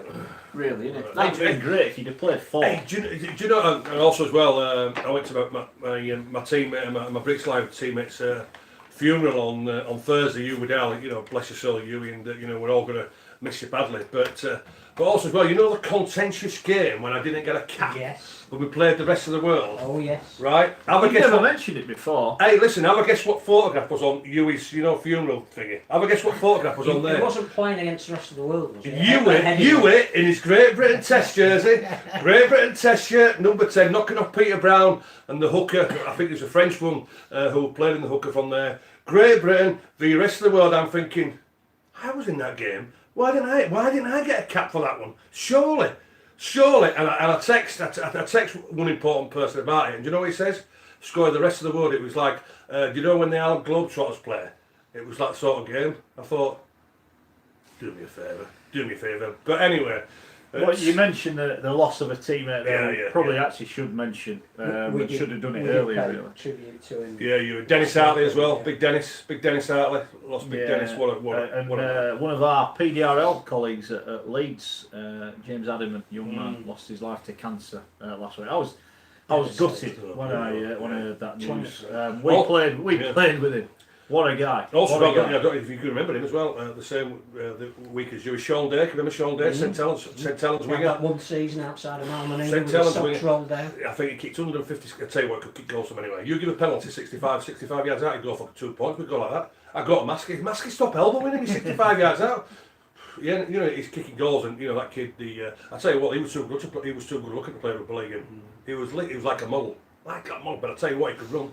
He was fast, and playing outside Big Mally had an outstanding season. But yeah, we've lost some great people, some great characters. You know, this is what I talk about with the game today. And this is when we talk about we selling the game and show that passion a little bit from there. And you know, let's when it deserves to be challenged, let's have it challenged. But then you know, let's do it in the right way instead of putting spin on things. And defending stuff in Rugby League what should not be defended. It's not because We've got the Test series coming up next year. We've got a World Cup coming up in 2021, which is going to hopefully make it massively. And hopefully, let me just say this on the record. Every time Great Britain play, I want to win. I want the Great Britain to win the 4 Tests on there. Every time England play, I want them to win. But while ever we've got this man in charge, we are not. We are not. So who's your choice of replacement? Darryl Powell. Darryl Powell is my choice. I don't have an issue if it was Sean Wayne. Darryl Powell would be my choice, and Danny Ward and Ian Watson, because Danny Ward has been proven, so has Ian Watson, from a point of view from there, they want to play the game in the right way. We know how Cass play under Dell, and I know what you're going to say to me. Well, Dell, in big games, he seems to have failed, which is right, Phil, which is right. But I'll tell you what, one thing for sure, the players would love the style of play what Dell would want to bring in. So would Ward, so would Watto. They would love playing for him. I think there's one man who, in a short space of time, bearing in mind that goes back to everything we're talking about, goes back to a lack of money at the RFL. So we don't have the staff that we need.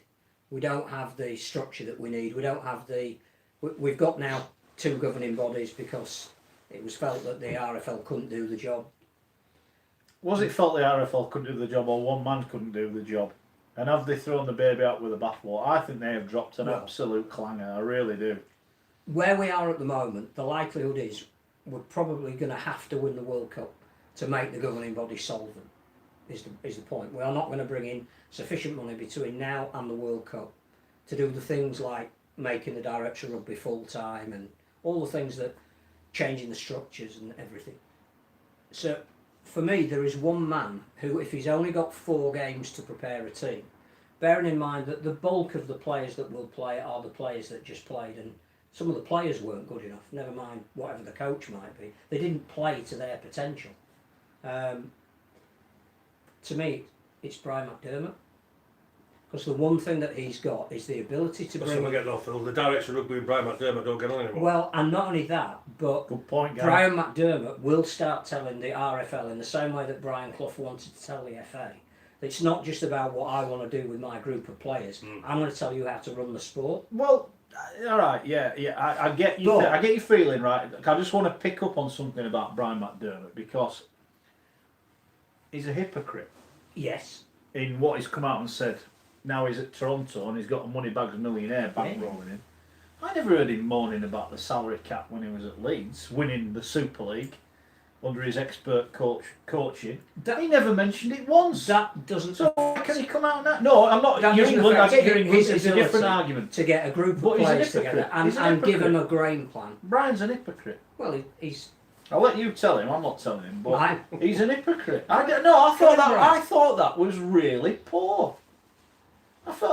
I think he's made a really interesting point about what do we want the sport to be, and he's not alone in that. What I must add by this, and you'll be aware and I'm aware, when you're lucky enough to be in Brian McDermott's presence, not away from when the microphones are on, when you talk to him, he's a very, very clever man. Yes. He knows about the game, and I'm joking now saying he's coming out and saying this. This is what we need. We need people challenging the norm and saying we need to do it different. I just thought it was a bit hypocritical. Yeah. Well, hang on, Brian, you never said that when Gary Etherington was your boss. Yeah. But I get your point. I wouldn't have enough. But I think there's a list of 8 people, 10 people we'd rather have than Wayne Bennett. What you've just said though about when you're in his presence, I think that's what he's been able to do with the players he's had at his disposal. Most of the time he's been Super League's most successful coach. That he gets guys who theoretically shouldn't work together, but he gives them a reason why they should, and they do. But he also has the ability when they get to a major game to change the game plan. Yeah, I wouldn't have any problem with him being the issue is he would walk, if he was appointed, and I think he could do a job and get us very close to winning a grand final, he'd walk straight into Red Hall on the World Cup final, straight into Red Hall on the first day he was appointed and go, you can't do the job.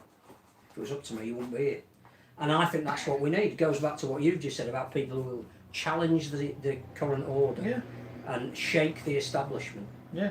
But as Gary said, they won't appoint people. Well, no, I don't. They wouldn't appoint Brian Clough for that very reason. He was the man that had to be the coach of the England football team at a certain point in his career. Yeah. And everybody went, he keeps coming for interviews, but we just can't give him a job because he tells us where to You go. see, also, so when I look at this, when you look at the challenge, right, I'll name 3 of us: myself, Hanley, and Mal Reilly. If we was on the selection panels there, we would be challenging him.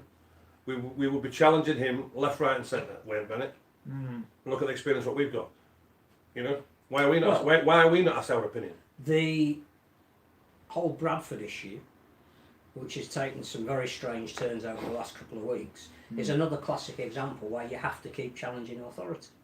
Because otherwise the same thing keeps on happening and everybody goes, I don't know why this is happening, it doesn't make any sense that it's happening, and the mistakes that were made in the past are being made in the present because nobody challenges authority. So then, And it's the same. so the consensus then, Mark Bennett sacked. Yeah. Phil Bennett sacked. He doesn't need Well, to be sacked, his contract contract not doesn't renewed. need to be renewed. I think that is Yeah. dependent on who takes over. Nah. I'm not having that. No. I'm not having that. But I'm not averse to him staying on to the World Cup. Why? Because I'm with Gary and the other people. I do not want to watch England No. play Australia playing like Right, that. I all don't New want to Zealand. see it. I don't care as long as they win. I don't They care. will I win. don't- They will win. They will They play will like win. that, though. They will play like that. The bigger issue is we need to get more quality. Why have players. they played? They may well come out in the next few days. Why have the players not come out? I said, oh no, it's not the coach's fault. Some have, but not all. Which some of them? A lot Those that of are those based who in play in the Australia. NRL. Yeah, funny that, isn't it? Be interesting when some of the others get back Do you to have a think? chat with them. Do you think? And we've had this under Tony Smith, haven't we? The click. Do you think there's a click NRL and Super League, or am I being a little bit? Am I looking too far into it there? Well, to be honest with you, It just seems to me if you I play in the NRL, I Yeah. reckon if you'd have gone and played in the NRL last year, scored 3 games, you'd have got picked for Great Britain because you play in the NRL, which automatically means you're better well, than anyone else. again, when you see Josh Hodgson play in a national jersey, he wants to do everything. He wants to. He starts at hooker, then he plays like a standoff, then he plays like an old-fashioned loose forward, and then in the end, Papua New Guinea on Saturday, he was kicking off. You know, they were like the Josh Hodgson shows to say, oh well, you lot of crap. You know, I played in NRL. You know, just played in the grand final. You know, I'm just gonna do what I want. That's what it seems like from But the. that's what I mean. Does that have an impact on the players that think? I can't help but feel that performance on Saturday You could was see there was no an enjoyment. unhappy Yeah, camp. exactly. It I wasn't agree. a tired. We've put everything into it. It's, Yeah. you know what? Why am I doing Yeah, this? exactly. I agree And with you. that's what I don't And- get. and And I like- think if that's the case, he's got to go in. Yeah, it was like the 2007 World Cup. You know, they were denied it badly. You know, there were no clashes or click. You know, St Helens and Leeds players. They hated each other. Yeah. You know, I went to a function once in Newcastle. They were just sat there. They were sat there and sat See, that there. to me Nothing. was what Steve McNamara got right. He's like Gareth he Southgate. brought it all It's- back It together. was like Gareth Southgate does at He Yeah. started to make a club Team club England, mentality. yeah. he wants, Team he, England, he wants a club atmosphere, you know, from there. But Do you think that's not there at the moment? no, it's not. That's the worry I have. No, That's it's the not. big worry I have. No, it's not. No, again, you know, we'll finish on this very quickly because to all the people, I want to give out what I reckon the league position is going to be next year. Don't worry about that. I wasn't far off last year. I can reassure you. No, did you have Salford in the grand final? Did you? I don't remember. You won't be happy with us. You won't be happy with Huddersfield fans anyway. But one thing for sure, I would imagine the season ended on Saturday, and he's annoying the thing. No, I would imagine Walmsley and Thompson, Darrell Clark, certainly Percival, certainly Zach Hardacre, Luke Gale, without a doubt, they will be thinking, please get rid of Wayne Bennett because it's no good for me as a rugby league player. Thompson didn't have the same impact in the international arena why? as he had in the club arena. Yeah, why? My question to you is, he didn't play any differently. He wasn't asked to play in a different style. There's only one way that he can play. So he was given the ball early in the tackle count and asked to hit it up and make as many metres as he could and play the ball as quickly as he could. Which is exactly the same role that he has for St Helens. Is it that, and I'm only posing the question, I don't have the answer, that Super League isn't as good as we think it is? No, it's not. No, it's not. And that one of the things we need to look at is how do we get players like Luke Thompson playing as well in the international arena as he does in the club arena? Wayne Because Bennett will have been playing like that something because he'll is sign stopping him him in the doing it. NRL. You know. Well, Wayne Bennett's coming after. But why is that? but also- Because if they're talented players, Well, but they're not playing, is it that they can't take the step up to the international arena. I don't have any doubt that Luke Thompson could take this. Because Hold on. I'm talking about Luke Thompson, not somebody like Gareth No one was Widdowspoon. questioning how England played when they battered New Zealand in Denver or when they beat them. the When they beat series. last year, Although No one's it wasn't the questioning same that. New Zealand team. Absolutely. Yeah, but no, I'm just saying that some of those players have not played to the potential. We see them play week in, week out in Super League. Is that the players who have had too long, too hard a season? No, Or there is were it no fatigue No, there. There were no fatigue there again. But No. also to Wayne Bennett after the second test against New Zealand, again he made the comment. Well, the Tongans nowadays and all the Kiwis have done for many, many years. They all play in the NRL, and it's an intense competition week in and week out. Well, we've known that for the last 15 years. So why are you just telling us this? We know this. But why aren't we doing something about making our competition more intense? Well, I'll tell you why. Because we're signing too many journeymen. How many journeymen have we got? And no disrespect, we know what Sonny Bill Williams has done for all the publicity we've had and what have you. But Sonny's 34. Sonny's 34, and has he got plenty to offer? Time will tell. He was on the bench for the New Zealanders in the Rugby Union. But the fact of the matter is for Sonny Bill Williams is he's playing with journeymen. He's playing with players who are nowhere near the quality of what he's been used to. So Sonny Bill, when he's going into tackles, when he's looking to give these lovely passes behind man, when he's looking to give these one-handers reverse passes, are these players going to be on the same wavelength? This is that's a big dilemma. I mean, for Sonny Bill, sensational throughout the world what he's done, i.e. for publicity and giving us what he's given, but he's going to find it so tough because he's playing with journeymen. And that's what we've got. We've got too many. As I said to you earlier, Phil, about 45 minutes ago, we're talking about pathways. How many of them who played against the Australian schoolboy? Because they're all 19 years of age now, when I was 19, I played 10 times for Great Britain. I just think... Edwards was there, Crooks was there, Lydon was there, Gregory was there, Hanley was there. Plenty more. Devoted, this sort of thing. Root and branch. Correct. Examination of where we are as a sport. We need it quickly because in 2 years' time there's a television contract up for renewal which is going to pay everybody. Yeah. But we need somebody who is capable of sitting down and saying, it's not just 2 years' time, where do we want to be in 5 years? Where are we going to be in 10 years? How have we got to the situation where it's now 1970 since we won a test series? Yeah, so I get all of the vitriol that's going on at the moment. That's one of the worst set of results a national team has had. But this isn't new. It's got to be more than who the coaches and who the players are because it's been going on for too long. There's a dinner at Headingley on Saturday lunchtime where the Lions Association are commemorating the last victory on home soil that won a series. It's 60 years ago. It's 1959. I'll tell you what, back in 1990 we had the video ref, we wouldn't ask you that man. I know, but all of these issues are worthy of debate in their own right, but underlying everything is the lack of success we have had at international level for 50 years.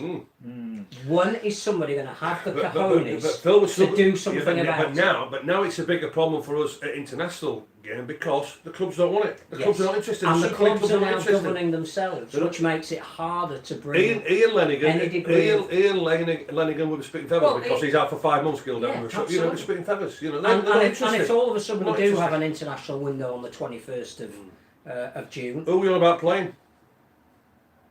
We could play Tonga. That would be an attraction. We could play Fiji. The fact is that here or going over there? Here. But there should be an international window. But how many clubs are going to release their players if they're likely to get injured? Well, that'll be the next step. Yeah. They won't release them. But if it was a blank weekend and there were... But the problem is, you've got the RFL on one thing, Exactly. Absolutely. Never the two. Also, somebody by the way, needs to what's bring Robert that Elston together. doing these days? I heard from him. Was he out there? I don't know. I don't know. I'm asking a genuine question. But also, too, just to finish on this now and whatever, if we were playing Papua New Guinea this Saturday, do you think we'd beat them? In PNG? With the squad that we had out? If it were 2 test series like it was against you, do you think we would beat PNG on Saturday? I don't. Because, again, big point what you made, Mark, and I agree with it totally. They're not enjoying themselves. No, not enjoying themselves. They are. PNG would have beaten us again this week, wouldn't they? Possibly. Well, we'll never know. We won't. But you wouldn't have backed England. If we was predicting a score, I bet we'd all gone PNG, wouldn't we? I don't know if he played some of his fringe players who've gone over there and not got a game. Well, hold on, Fringe, Ash Alice travelled, you know. Well, Drake Schuman's had a nice 5 weeks. He was giving it the big licks in France, was asking all of a sudden, yeah, I'm going to be a British Lion, I'm going to make my Great Britain Test debut. Hold on. That week was great experience. Right. Yeah. Anyway, conclusion is Bennett out, right then. What do you reckon about the league position? Hold on. This is a tricky one given you're on, so you better behave here. But we should really mention the women's game. They got beat by I'll go for a cup of tea then. Yep. No, you won't. I've got to be honest, I haven't watched it, so I've got it on the old Sky box. 5 o'clock to watch. Did you? Yep. Lost late on. What happened? I thought the first test they were very good, and I think that may have lulled them into a little sense of false security. They played more as individuals in the second test rather than a team. It's like, we've scored, we know we can do this, we know we can beat the opposition. But there wasn't a real unity about the team. It's like, oh, well, you take the ball and we'll follow you kind of thing.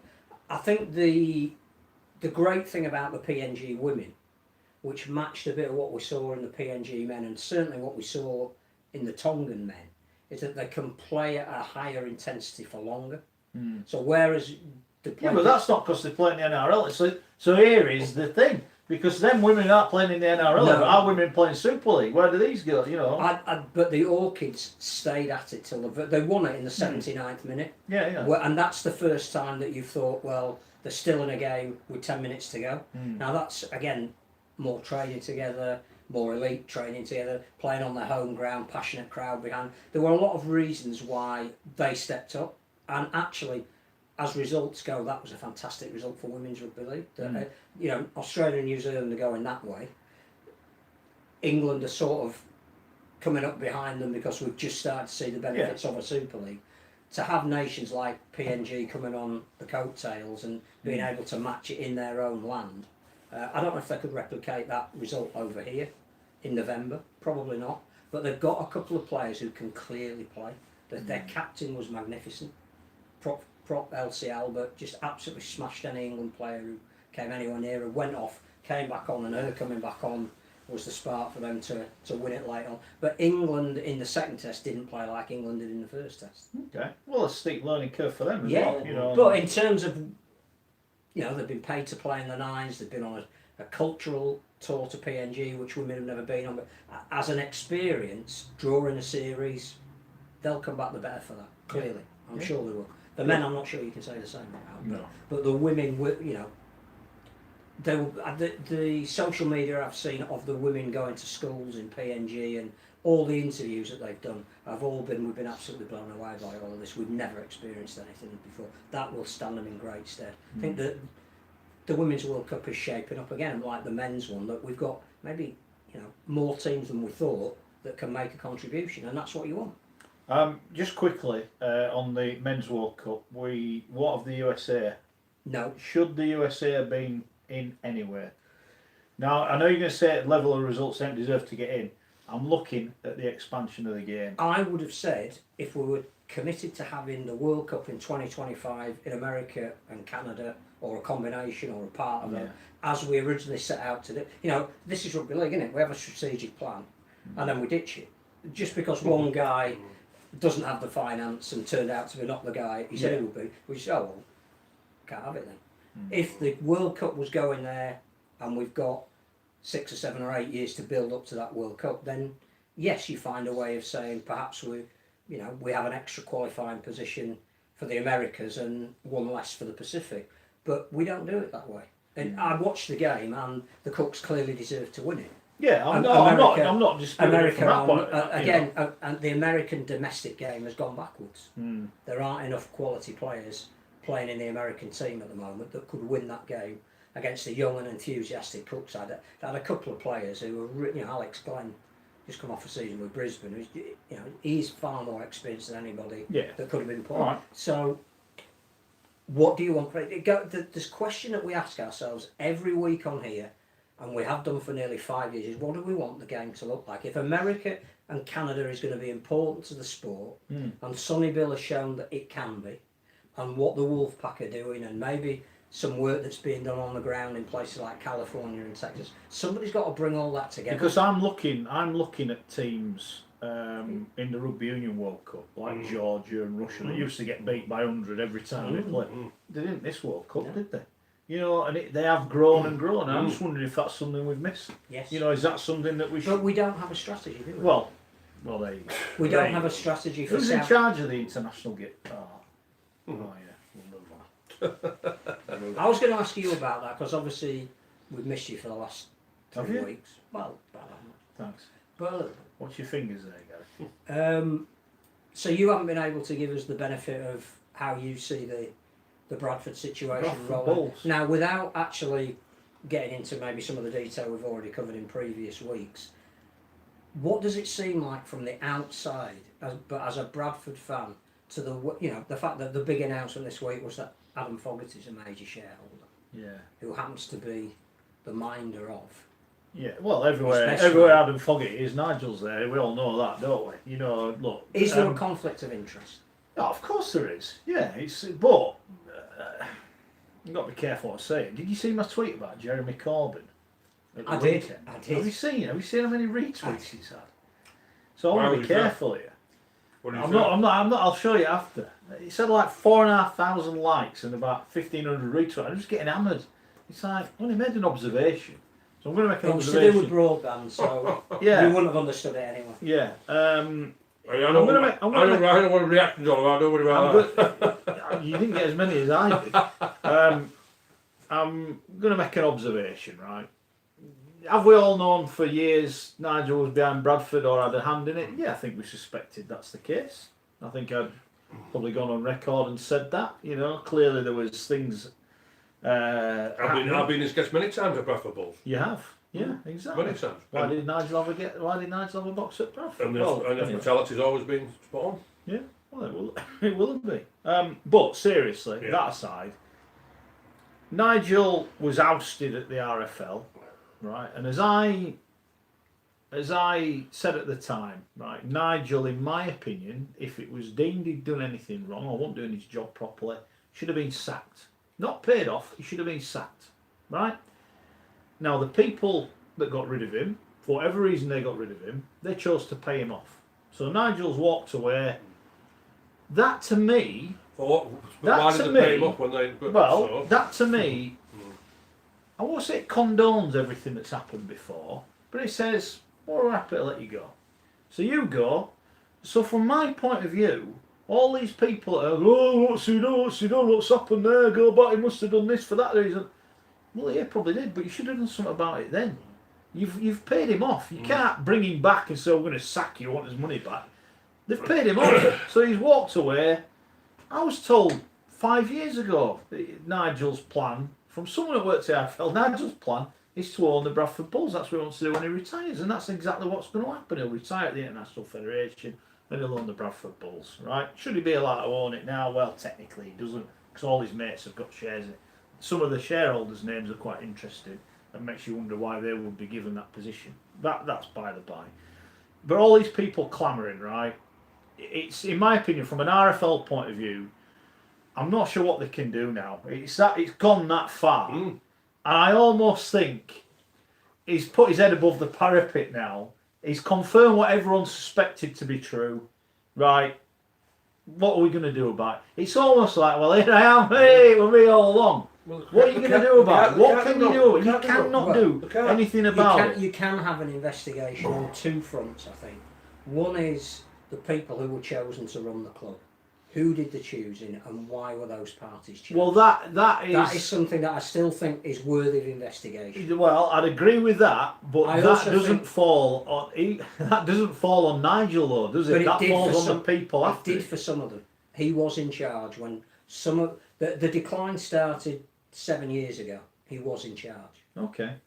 But he's been exonerated because he ain't on a disciplinary or a poor performance. The decision of the purchase of Odson, when you look at it from the perspective now that he's taken over the club, was that a decision that was made and vested in? Well, I'll ask you this then, right? If you bought, how much did they pay for it? 1.2 mil, but in doing that they got back a big chunk of what the Bulls owed him. I think they paid $750,000, top of my head. 72 grand a year rent. 10 years, you've got 720 grand back, and you're still on the ground. So for me, I don't necessarily think it's a bad bit of business. What is bad bit of business is whichever tit allowed Chalmers to set that club without signing that lease. That is bad business, and that is someone that to me should be getting sacked. Because now, as opposed to getting 72 grand a year in rent, they're paying out 200 grand a year in debt. They're not 270 grand. It's their clubs are now having to find them, and they haven't got any money. Yeah. So that I think that is worthy of investigation. Yeah, but but Nigel's got away with that much. Allegedly. Oh, I don't think this is a witch hunt of Nigel. I just think now is the time to be saying enough is enough. There needs to be an investigation as to how we have got to this point, and have there been previous bids that were better than the ones that were But what accepted? are you going to do if there were? All right, so yes, there were then. Right, there's a guy there who's got 10 million. He was going to buy it. What are you going to do about it? Well, I think there may well be people who are employed within the governing body who would have to accept responsibility for that. Well, what do you want? You want them sacked? Well, I think that that may well be a course of action. Well, what is that going to improve the game, or I don't know. I'm asking you now because it's almost to me like Nigel's going. Hey, I'm here with me all along, lads. What are you going to do? And it's like, what are you going to do? What is it for the benefit of the game, or are you saying that the people who are in charge hold on, are you saying the people who are in charge now are not competent? Is that what you're saying? Well, I think what it needs is a degree of transparency. And that what we've got at the moment... people at the RFL looking that up now. Is another group of people who are taking over the running of a club that clearly have a vested interest. To the point now where... Why are Dewsbury and Bradford playing at Headingley? Oh, look, I've no idea. I don't know. You're asking me, I don't know. I've no idea. It's ridiculous. I've seen it, and it's like, what the hell's going on here? It's like I said earlier, they're the Harlem Globetrotters. But if there's one game you think he's going to sell out at Dewsbury, it's the game against Bradford. And they're taking it to Headingley? Yeah, they're playing at Headingley. It's part of a double header with the Leeds game. It's like, I mean, are they doing it in the hope that loads of people from Bradford will want to go watch the team play at Headingley? Well, and stay on and watch Leeds, I don't think. No, other side going to benefit from that. I'm just saying there are decisions being made that seem to involve... I'll go back, and you said, how does it look from the outside? Look, yes, that's it all. Looks to me like...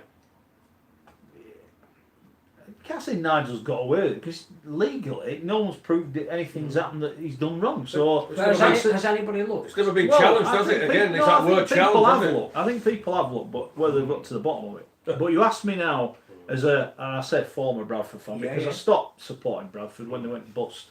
And all these charlatans come in and you tell people what's happening and they don't want to know, and you get abused for it and I'm going to say this now, by accounts that are made up on social media and people like that, which is disgusting. That's what's happened. When you tell the truth, people have a go at you for telling the truth. It's not on. But as a Bradford fan, do I think Nigel Wood can turn the club around? I'm going to say yeah, I do. I actually think the bottom has now been hit. Right, so applying your theory to Kevin Sinfield having two jobs, if Nigel is now a shareholder in Bradford... Well, he's not, is he? I don't think. Well, he's not though, is he? He's not though, is he? If his daughter isn't his wife... Well, that's irrelevant. But if he has That's like if Mandy Kukash should have bought Bradford. But if he's come up, he's put his head over the parapet and said, I have an involvement in this club. I'm interested.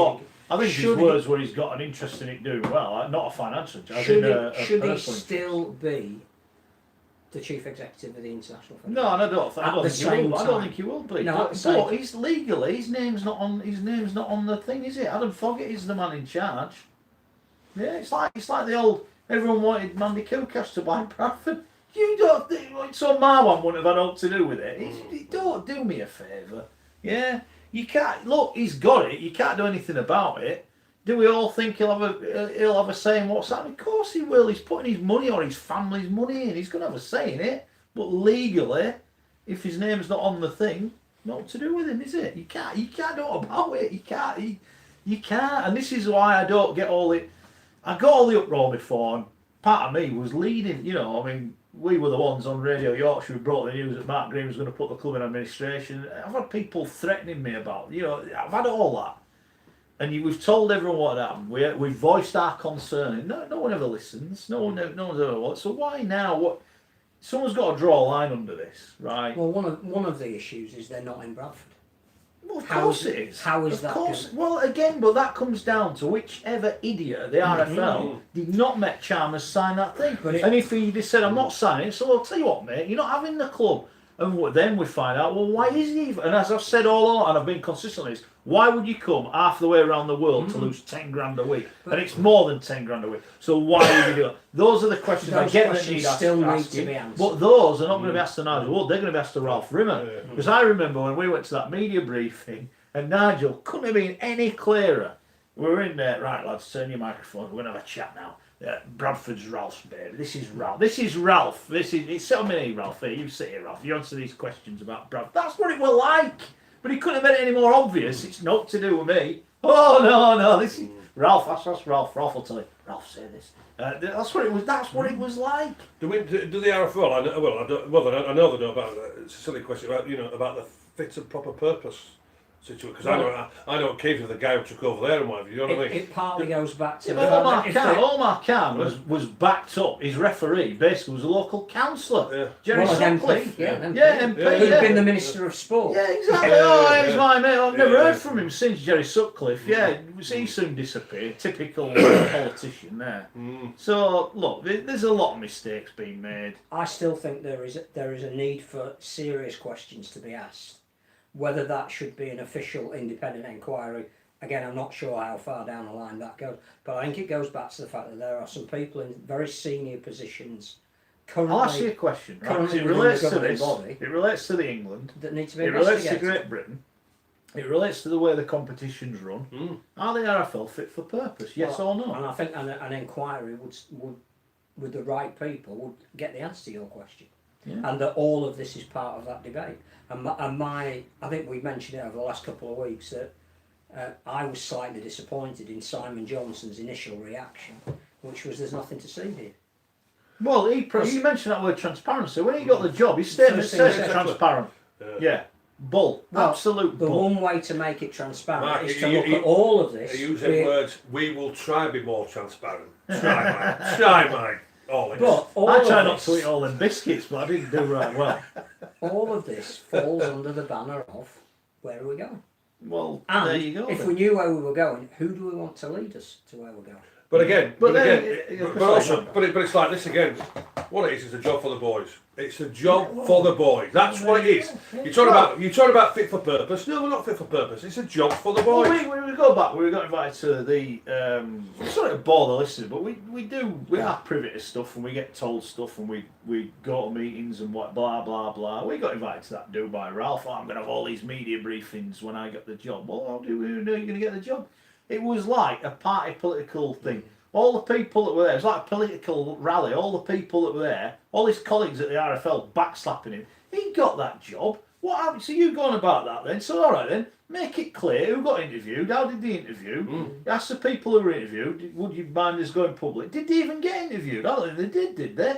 So again, he's just mentioned it. Jobs for the boys, and is that to ensure that anything that has happened before? Correct. There is a skeleton stays in the cupboard. No, is anyone going to act? Again, it's that word. Is anybody going to challenge anybody? No, all of this. Because we're all in together. They're all scheming. They're all scheming together. That's what it is.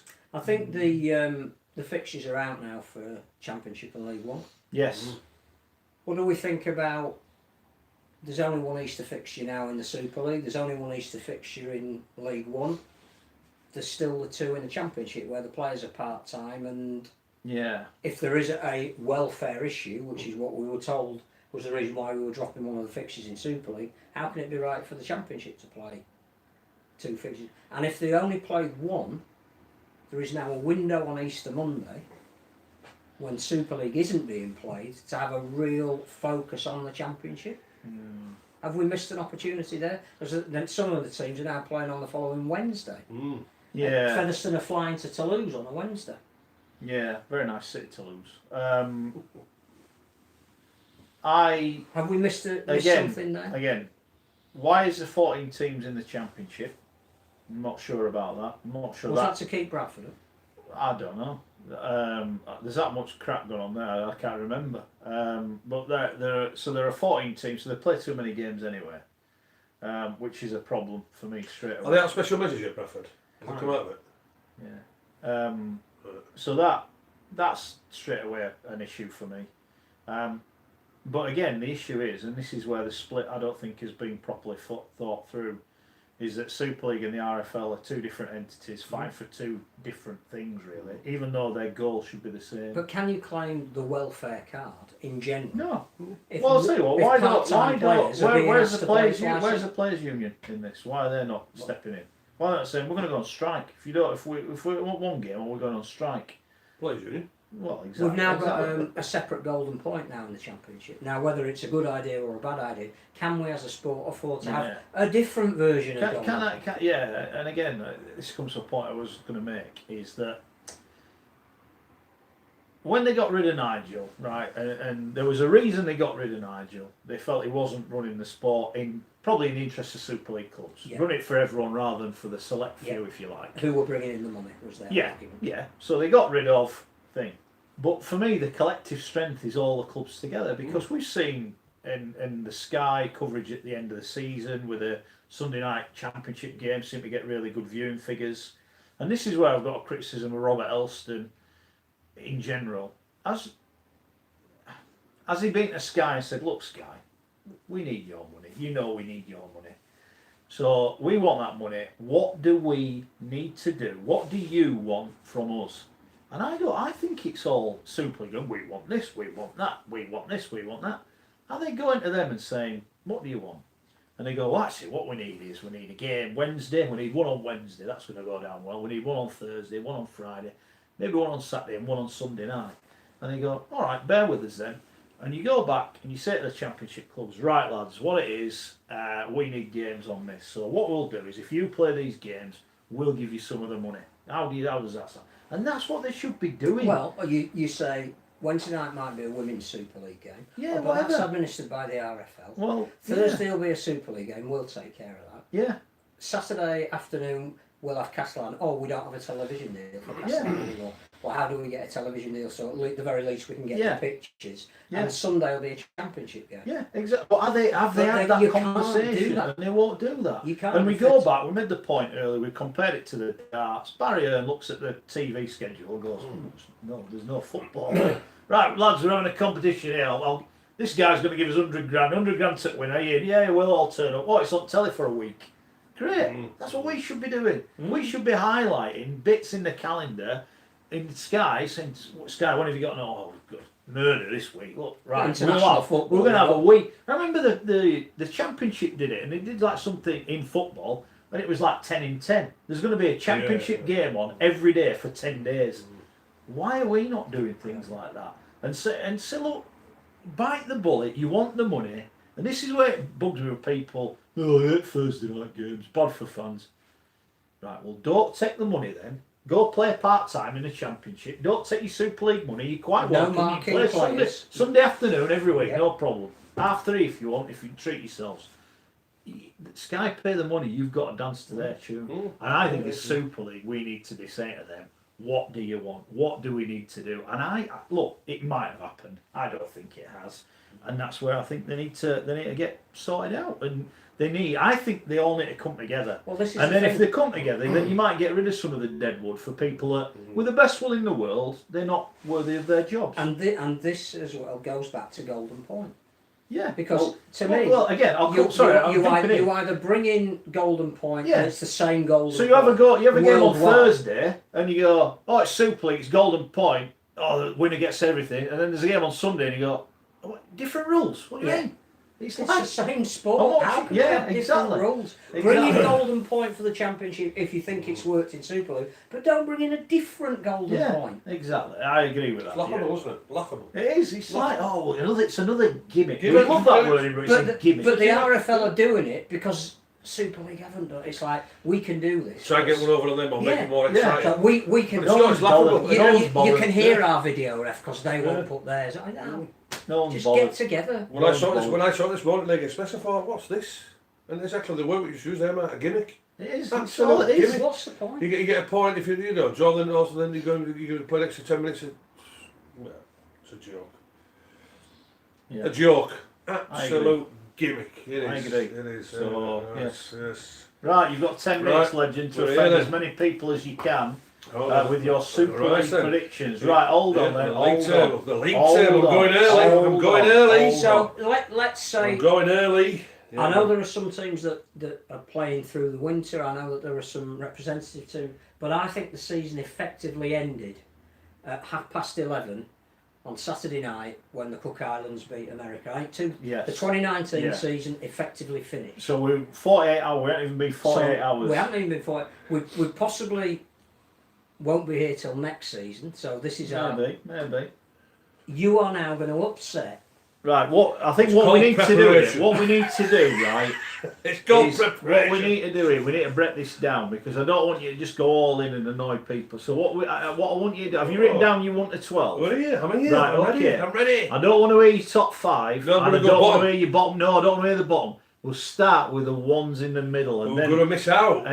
so who in Gary Schofield's opinion is going to come 6th in 7th, and 8th. 6th, 7th, and 8th we want. 6th, 7th, and 8th. Oh boy, oh boy. Well, it's the black and whites. It's all. Oh. So can we question you on your show? Yeah. Oh, Well, they've just had their best recruitment ever. Hull they want have to- sold more season tickets than ever before So on the back I of say that every year. completely reshaping their squad. You're Have not they? convinced that's going to take Yeah, them. they've got a better Have they? squad this time. Have Sonny. they? Come on. Have they? Come on, I diss the black and Well, white. the- Not the for pack- me. They didn't make the top 5. I get not that. The me. pack's younger and more Again, athletic, no, dynamic. no, I don't buy into that. I think the style of play is going to be exactly the same. So Hull goal 6. Hull goal 6 for me. In 7th, but they've lost too many players, haven't they? And yeah, sensational last year. They got to the grand final, and it's not Saints. It's Salford. Salford is 7th for me. You don't this year. think Salford have recruited quite well, considering? They've recruited all right. They've recruited all right, but they've lost too many quality players, haven't they? You know, Josh Jones has gone, and this sort of thing. And we know Well, Jackson Hayes is Luke on there. Yates is a good sign. Can I just Sure. say to Salford, and we've dissed them a few times in the past, they'll be bottom, blah, blah, blah. I think they have recruited all right. You know, there's a management of their club seem to be going about it the right way. We're not talking about, they're going to go bust. No. They seem to be turning things round. I think- I just hope they get more We fans. won't be talking bottom 4. You know, but- Numbers wise, I think they've done really well. I had a worry that every year you lose more players than you bring in, but actually in terms of the numbers that they've brought in, they've got some depth. Yeah, well. But you're going 7th. Yeah, I'm going 7. When I say they've lost too much quality and not literally, I don't think it replaced You it don't think Kevin Brown's an adequate with replacement a for so-called. Jackson Hastings? No, move on. And 8th, Cattle and Dragons. Again, Steve McDermott's new 3-year deal not doing it for you, Scott. James Maloney not going to be man of steel? well, again, the problem is, it's just on the road, isn't it? And I'm sick and I'm tired and I'm fed up from saying, yes, we will address the issue, i.e. being on the road. They won't do. Tompkins are signed through from there. Again, it's just, look after each other. Again, with the Tompkins and Wigan factor from there. Josh Maloney. Davis Very- is a decent Yeah, sign. Davis is a decent signing, but Maloney, well, yeah, all right, it's a come for a bit of a holiday. Maloney and from, Drinkwater not exciting as a half. No, they don't speak to it because the reason being they're both exactly the same. So who's going to be the main playmaker? We'll be the show that they're not support players. So there's going to be a conflict of interest there. That balance is not right for me, and they've got about as much pace as what I've got. I'm 54 years of age, so I've got more pace than them all. I can certainly do what they can do over 10 or 15 yards. So all right, at home, well, it was a disaster this year at home. They will try again. They will try again to make the fortress, whatever we want to call it, whatever terminology from there. But on the road again, it's going to be the big problem for them. So I've got 6th, 7th, and 8th. It's the black and whites. It's Salford, and it's Catalans. Right, okay. So, the 5. I can think of who your 5 will be from your statements so far, but go on then, who's going to be 5th? Who's going to be 5th? Yeah. Well, we're putting a lot of faith in, aren't we? And been out for 2 years, and by all accounts, I'm led to believe He's that going to say Leeds. I am indeed. Oh, I am indeed. God. And I thought you might have. I thought you might have had a good think about things. I've had a good think about it. I've had a good think about it. Don't worry as well. And 2 years out from there, by all accounts, he's settled in very well. He's got that smile on his face from there. The players are reacting to it good. Him and Rob Otley from there. The forwards can, set that platform for us. Got some decent outside backs. So, yeah, if Luke Gale can get us rocking, then Leeds are 5th. Okay, fair enough. Leeds are I 5th. think the one thing Luke Gale will do if he's fit is he'll make Jack Walker an even better player. Yeah. I hope it works out for Luke. Right? Yeah, absolutely. He's training anyway, so. Oh yeah, he's training outside. He's loving it. You know, I've spoken to him. And there's I think two more signings to in my head. Oh, here we go. In fourth, I've got Cass. I've got Cass to finish fourth, and I think this half-back partnership will work for him. I do, and I think it's a breath of fresh air. I think the two kids will gel very well, and what I think the experienced players around him, he'll give them that respect from there. As I went on 2 years ago when I saw Truman what he did there at Wigan from there, it's time now, and I think Dal will give them responsibility. The senior players, they've lacked that organisation to get around the pitch on there. I think even though Max Shane at times is good or bad and indifferent at times on there, I think we could see the biggest season from him from there. So I think with the half-back combination with Richardson and Truman, I think it could be a big you know that curry that you never bought, but you did offer to buy it, but you never actually bought it. You brought it, I'll go mass banquet, right? That Cass don't make the 5. I don't think they will. It's a big I call. think their left-hand side will be good next year with Shenton back. It's a big call. The service they'll give to Fecky, who is a try-scorer. Yeah. It is. But I think the worry for Cass is will the forwards who were predominantly injured last year and lost some form, will they... Too many big players refine didn't it? perform well enough for us. Yeah, I know they had a lot of injuries. Well, listen, you lads are going to get the opportunity to do your 12 anyway. So in third, it's Warrington. They're But not daft, are we? No, we'll let you do it. but I've got Warrington in third from there, and I was thinking, well, yeah, is Widdop going to get him where they want to get? But after seeing this test series, I'm going. Where are you playing with it? Well, he'll play 6, won't he? He'll play 6 and they'll play Austin at 7. They'll make sure that Widdop will get Hold on. Is Austin not playing on the wing? Well, 7's out of position. He's not playing on the wing. You're playing Austin. They're going to play Josh Charlie at standoff. They'll play Austin as a stand-up, but they'll put number 6 on Widdop, don't worry about that. But Austin will So play you won't wider. play Widdop at full-back and... It's too slow. I told you, I'm quicker than what he is. Ratchford loose forward? I'm quicker. No. You bonkers. Well, no more bonkers than Austin. What have you been on since I've been away? But anyway, no. So yeah, I'm going Warrington because just a bit more quality. The teams underneath them. Second, Declan Patton. Where's he going to start the season? He might as well be sat with me, Declan Patton, because that's how much use he's going to be for Warrington, to be honest with you. And second, I'm going Wigan.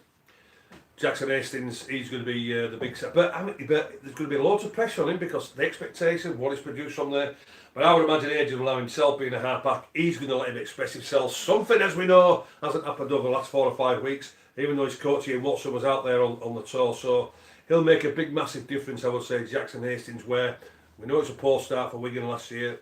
We all know the situation behind the closed doors. Once that got sorted out, we saw what happened. O'Loughlin himself has decided it ain't going to be a lap of honour. He wants to go out on a big start. If Lockers can stay fit for a bit longer throughout the season, then yes, they will be certainly knocking on the door. George Burgess. From a point of view, Burgess, well, he'll be an impact player maybe, this sort of thing. I'm not convinced. I'm just trying to work out money for him. I'm just trying to work out who you're going top. I'm not convinced. I'm not convinced. Is it OKR or St Helens that you've got for top? Well, it was our OKR Huddersfield or Saints, to be honest with you. But anyway, and I say as we know there's only one team that's going to finish top, St Helens. They're not going to get any worse. I'm hearing the noises from the coach. It's like anything else. It's like the old bicycle chain. It's not broken, it doesn't need fixing. He's not going to change much. He'll bring his own philosophies a little bit from a point of view. They've not changed their personnel. They're going to promote a couple of young players. Correct, absolutely. So they're going to be there. They will be again consistent. They'll look to be the best side again. So yeah, Saints are going to finish top, and they're going to finish many points from everybody else. Right, bottom 4, 9th. The bottom 4. I'm going 9th. I'm going Wakefield. Ooh. I'm going Wakefield 9th. Good job he's not here. I just He'll be throwing his pen. I'm just his laptop. Wakefield. I can't get excited with him. I can't. Really? I just can't get excited. They made some With decent Wakefield signings. and well, I'm Tom Johnson back. I'm not convinced. No. I just can't get excited again. It's that lack of consistency with Wakefield. That's a problem. What I have with them, and they seem to, if they do get a bit of a roll, then they just seem to fall in love with themselves at times, don't they? I want them to hit a strap where they can go 6, 7, 8, 9, 10 games on the bounce. Like last year. They seem to be absolutely delighted when they won the last 2 games out of 12. It's that consistency for me, and I don't get excited. They've got more cover than they had last year. I don't get excited with Wakefield, so they're 9th. 10th, yes, as I mentioned earlier, He'll make a big impact off the field, as he has done worldwide from there, but he's played with too many journeymen for me, and will they be on the same level as Sonny will? He'll find it. One thing what he will find, he'll find it very, very frustrating by playing with the quality of players what he hasn't been used to internationally from there. No, not for me, not for me. So Toronto, I'm going Toronto because they've a little bit more quality, i.e. with Sonny Bill being. They haven't finished recruiting yet either. Well, we'll see. We will see. And the second bottom, which I don't think you would agree, but Ulkias finished second bottom. They'll be all right. They'll be scraping and scraping. They'll come up with some surprises, but I think they will just have enough more quality, a little bit more consistency than what the Huddersfield Giants will get. I just don't think. I think this year is going to be a disaster for the Giants. I just don't think they have brought any quality in whatsoever. Do you know what? I like Huddersfield Giants. I have plenty of time and plenty of respect for the chairman in Ken Davey. Exactly the same as Wolford. Not enough quality. They will be rock bottom this year. And as I saw Simon Wolford in one of the games near the end of the season, he was a broken man. I'm afraid to say Simon could be a broken man come May time, May, June. That's me. That's me, my 12. That's it. Fair enough. It looks like now I could be sent to Coventry again for another 5 weeks after them 12. No. We'll let that. At least you're not on social media now, so you'll not see any of the replies. No, that's it. We've done 2 hours. Done. We'll see what happens to old Wayne Bennett in the next few days. I don't think we'll hear anything till the beginning of next year. You're kidding? Never. Kidding. Thanks to Gary for rejoining us. Thanks to Phil. Thanks to Rich, who will be back. He's not bad. He's just at home. He's playing doctors and nurses. Is what I got told. Yeah. Thanks to you for downloading the podcast. Keep downloading it. Keep retweeting, sharing on social media. Thanks to everyone on YouTube. Subscribe, like, leave us a review. Blah blah blah. Thanks to you on Facebook. We will see you soon here on 4020 Live. Thank you for watching. Don't say out bad sky. I'm just going to turn all the cameras off. Great to be back. We'll be the judge of that.